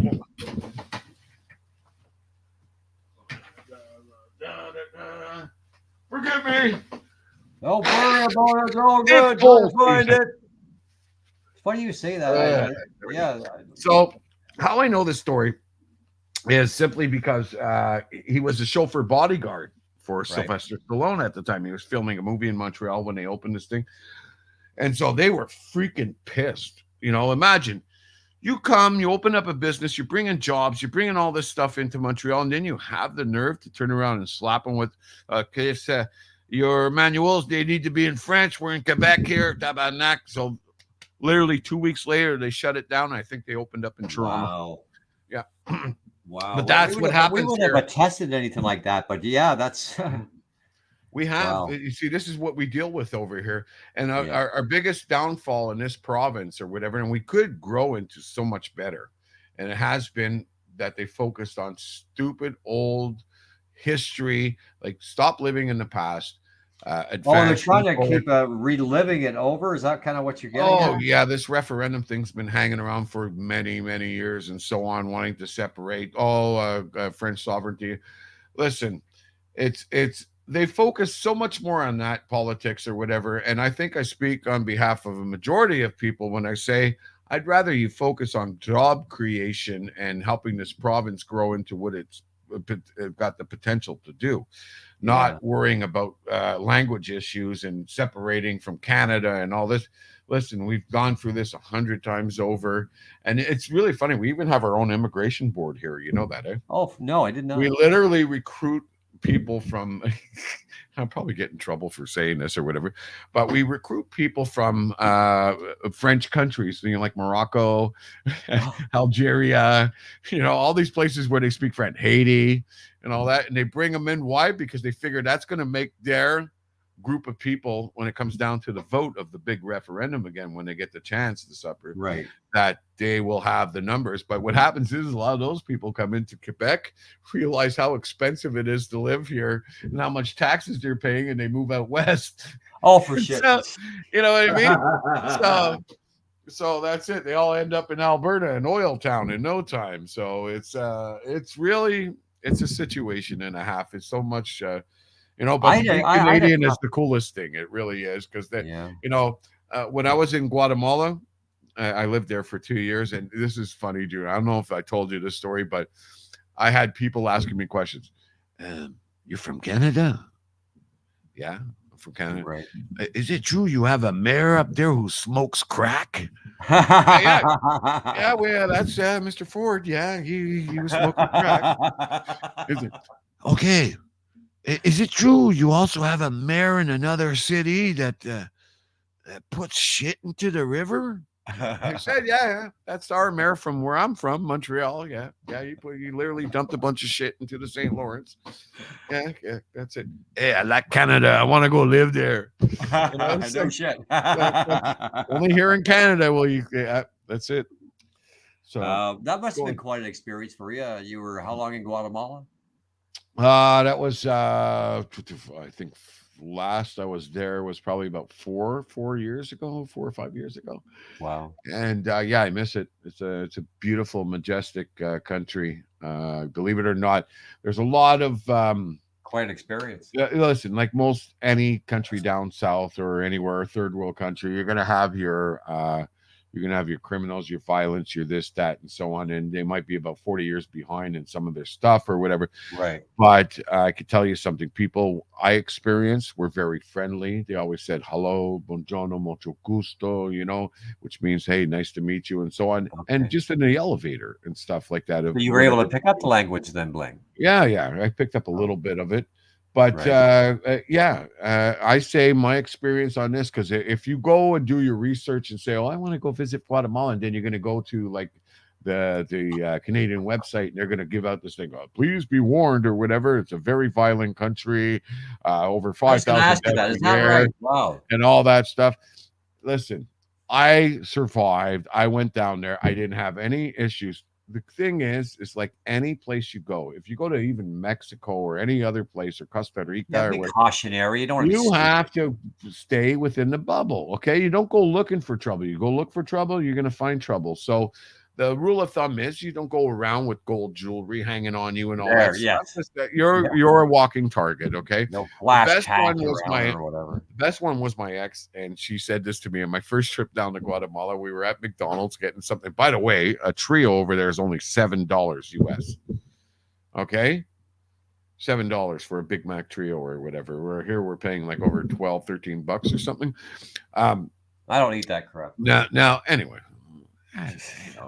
Nobody eats that crap anymore. Ever since they found out all the things it's a long story, but so quite an experience over there. Then. So we were coming out of McDonald's, and we saw this American guy. He's walking around with a big cowboy hat on, big belt buckle, and he's walking around on his cell phone. He's dropping change on my end, people begging on the street and all this stuff. Yes. And the best line came out of Carolina's mouth. She said this. She goes, I give him 2 blocks.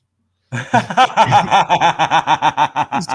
gonna get I mugged, get that definitely. Yes. And what they do is they roll up on you with a scooter and they put a gun to you and say, give me your cell phone. If you don't, they might shoot you dead. But usually if you're American or Canadian, they really don't want all that paperwork, or because they really, there would be a lot of trouble with it.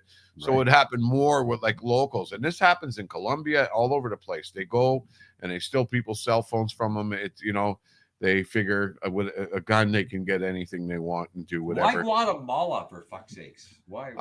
It's a long story, man. Right. We met online, and that was it. And was somebody that you met that you were going to meet? Yeah, we met, and we were together. Well, you know what? The best thing was with all that, at least you didn't end up on Dr. Phil. Why? Okay, hold on a minute. What is wrong with Dr. Phil? Okay, even though he does not have a license to teach therapy or anything like that, he does do a great I'm talking show. about those. What do they call Bling? Catfish. It's amazing the people that get ripped off for hundreds of thousands of dollars on somebody they haven't met. Yeah, I know. Oh my God. Yeah, one of the best lines. Now, I was very cautious at first, and this is no god of a lie. That's why I'm asking. I said to her. She goes, are you going to come visit me in Guatemala? And, I said, sure, I'd like to, but I don't know. I said, I've heard some stories. I said, I don't want to end up coming really down there. This isn't really a man I'm talking to, is it, or whatever? I don't know. That too. That happened to a friend of mine. He was talking to this woman for 4 years, goes down there, and she's got a fucking tree trunk. How could you not know in 4 years that she has a tree trunk, right? So anyways, here we are. How are we doing on time over here? I've lost track of time. Okay, we're doing all right. So you met her online, and you obviously did video chats. You could see she was real. Okay, yeah, we talked and all that stuff, and I said, sure, I don't mind coming down, but I don't want to end up in a bathtub filled with ice and missing my kidney the next morning. Right? Yes. You know what she says to me? This is what I knew. I says, okay, this is the right one for me. She says, I've seen the way you smoke and the way you take care of yourself and the stuff you eat. She goes, there ain't nothing in your body worth anything. So you're safe. They could even cut off your penis and it wouldn't matter. That's it. No. That's interesting. So she went. Well, I'm glad to hear that because of so many scams. So she obviously turned out to be real. Well, you just gotta watch what you're doing.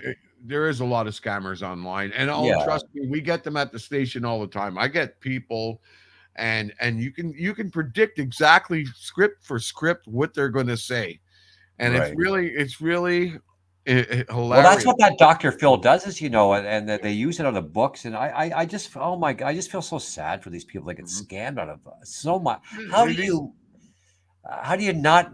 I don't know. these are people who aren't lucky in love. You know what I mean? These are I people who are guess. having a really tough go at it. And it's Uh, both sides, in fairness, men and women. This guy, what did I see the other day and scrolling? He was a ex-Marine or mhm. something, and he was into this woman over somebody he hasn't even met yet, over $130,000, for God's sakes, that he has sent her. Mhm. And it's like, oh my God, I almost feel like, I actually I get a morals.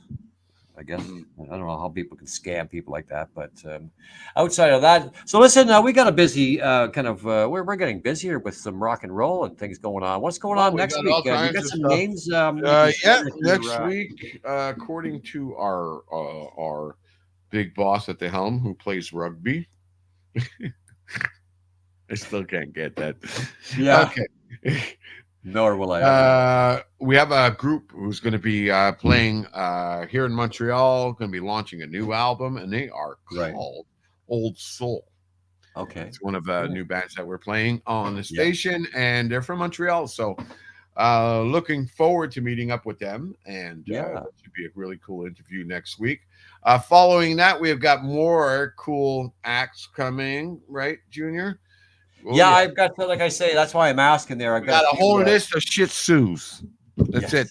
And sooner or I later, want we're gonna get. to. We got to I get think that. what we'll do is I'll get a hold of the boys. We'll get to Anvil on here and talk about they Listen, just we did an know we album in need to get Germany. on. We need to get that zookeeper. You know who brings in all the fucking animals and stuff all the time. Oh, Yeah, I don't. but that's when we get. That's when we, we're in the same room and we're doing live stuff or whatever. That would be fun. They remember Well, the yeah, on we Johnny could maybe Carson. Remember you'd have like this snake we have an wrapping around you. advantage though. Wait, hang on though, Bling. We got an advantage. Yeah. Somebody maybe in Quebec who can do that and bring them to your studio, or somebody in Ontario. I have just down the road from me. It's called some kind of a lion African safari thing. So they probably be cool about that. Oh, Mhm. speaking of that, yeah, I'll talk to you about. I've got a really really cool. Producer that I want Yeah. to get on the show. He's done work with U2 and a whole bunch of different famous, rather Oh, cool don't artists. tell So me it's who I think it is, because I don't know. I've been thinking about getting him on for a long Say his time. name anyway. It's our fucking show. Mr. Rock. No, no, No, not Paul no, Rock. no, No. no. I know who you Hey, mean, though. are you But talking yeah, about so I think Are you we'll have talking to do about the guy that. from Quebec who wrote the song? Hey, No, it's a beautiful day. No, but he's out of Quebec. The guy that wrote that song. You're right. yeah, For you too. that's it. He also wrote some of the Tea Party stuff or whatever, also, which is Right. uh, So yeah, one. what's going on? How you guys been? Because again, because we're introducing this new show, I know you've had it for a while, but are the clubs? Have Oh you yeah, found out they're some shit's going pre-COVID? on. No, but what I'm saying, have the clubs been having a difficult time, Bling, No, over the last few years? Have they been?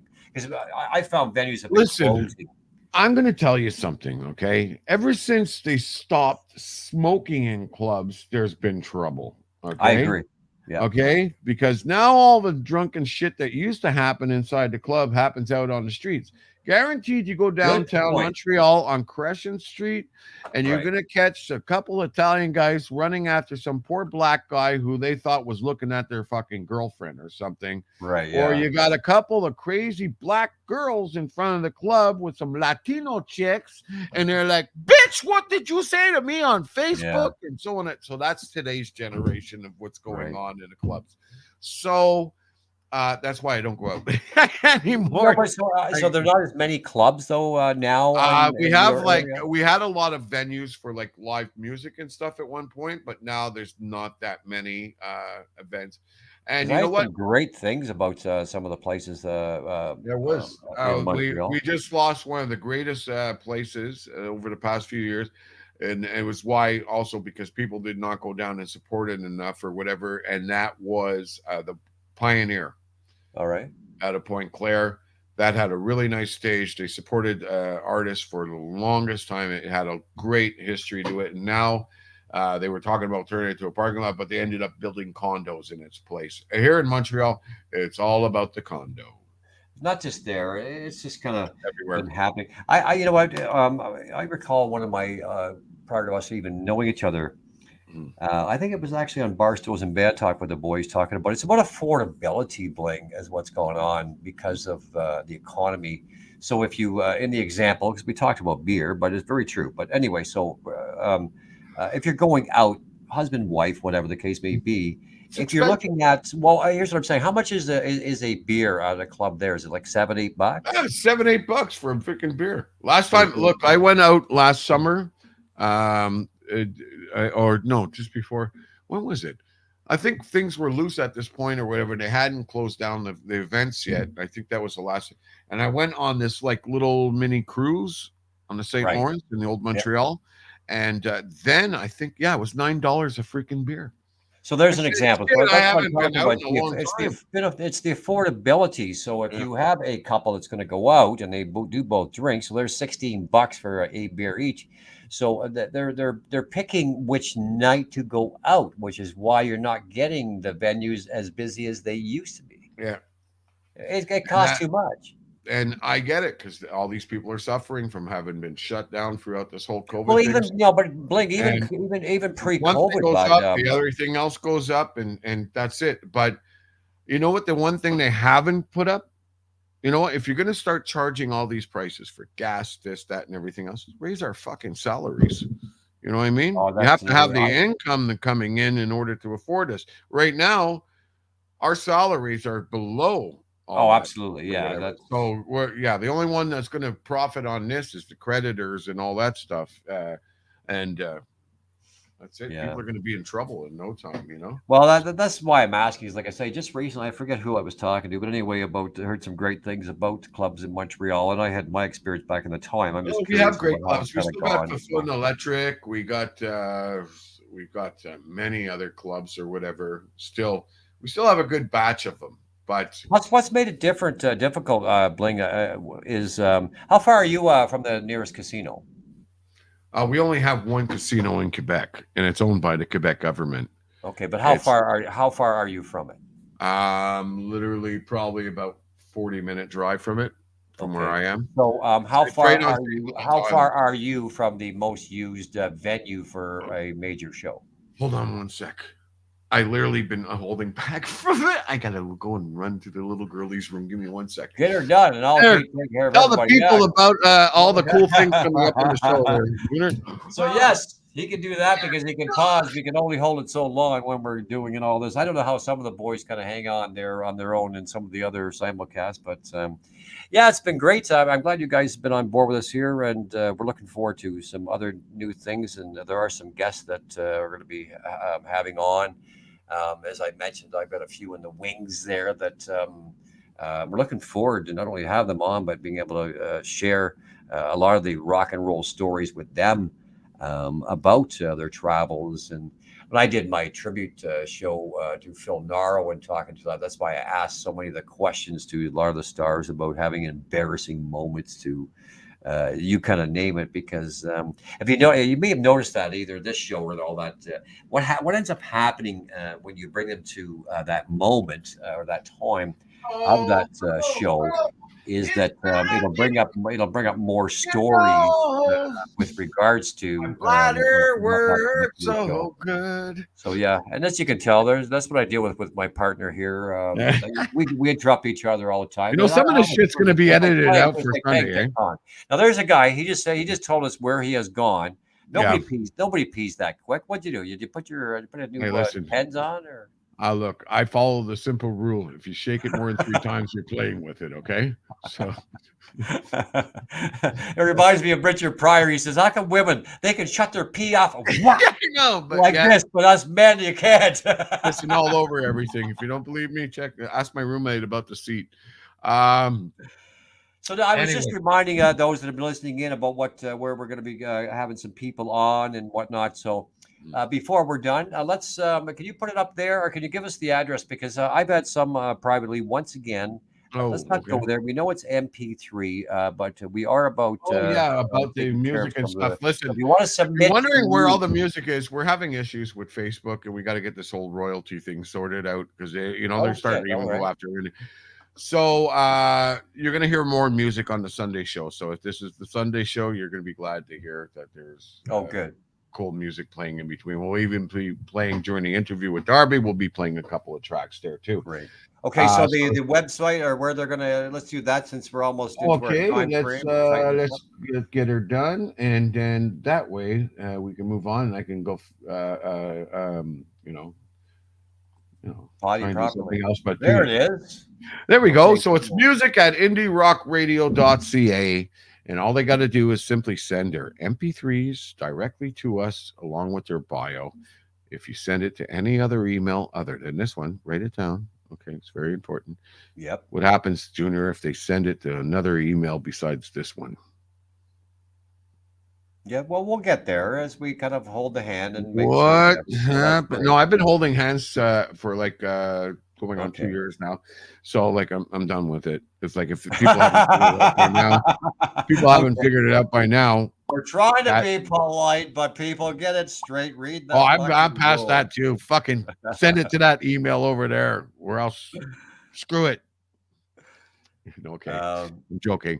Yes, Send of it to this email here. That is the proper channels, because if you send it to the other departments, it just gets shot into the trash and deleted. I don't know Let me what's put wrong my with those deep other voice on that. So departments. it's folks, it's music at indierockradio.ca, and on there you will get all the information.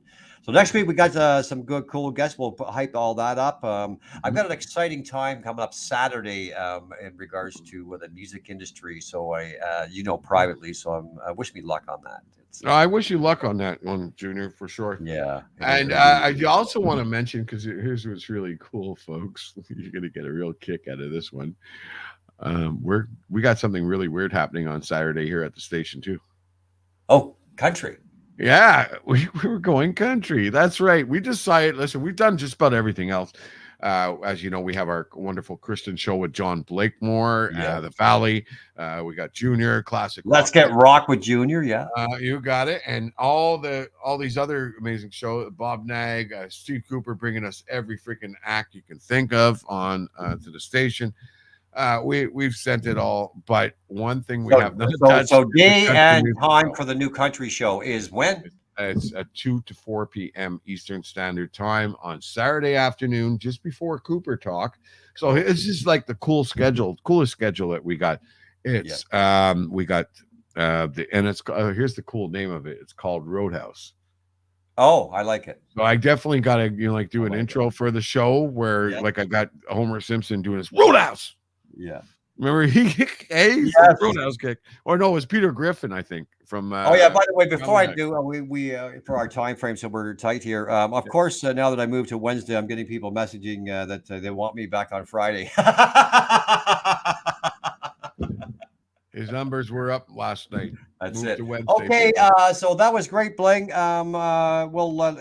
Thank you everybody that's tuned in tonight from myself, Junior Leclerc, and my cool partner, my captain, Mr. I'm Bling. over this way. You got to point that way. So you're that's that one. way, and There. I'm that way. Yeah, you got to do it. There we go. And of course, me, Bling, and Junior. We wish you a wonderful evening. God bless you. Take care of yourself. Stay safe. And we'll be back at you again next Thursday night from 6 to 9 p.m. Eastern Standard Time. We want to say a big thank you to Darby Mills for stepping in here tonight. It was a great time, Junior. Love it. And we're going to keep bringing it at you, man. We just keep tuning in and keep checking us out. Till then, good night. Be well. Stay safe. And prayers for everybody in the Ukraine. Yeah, that's it. And don't forget to tune in to indierockradio.ca. We are 24/7. It's not a freaking podcast. We are a radio station, full bore, but we broadcast around the world. And if you're not hip and you're not cool enough to figure that out, then don't tune in. But if you are one of the many listeners who does tune in, and if somewhere around the world is the coolest thing. And if you are away from your hometown and you want a little taste of Canada, tune in to us there too. Cool. So, like you did on the finger. Okay, there it is. Okay, so we'll let you go, folks. Oh, He's Bling. and he's Junior. We'll talk to you next week. That's it. I take a bath, and there we go. All right, have a good one, folks. We'll see you all Good again night. next week. No, I'm just trying to get the mouse working here. Yeah. No.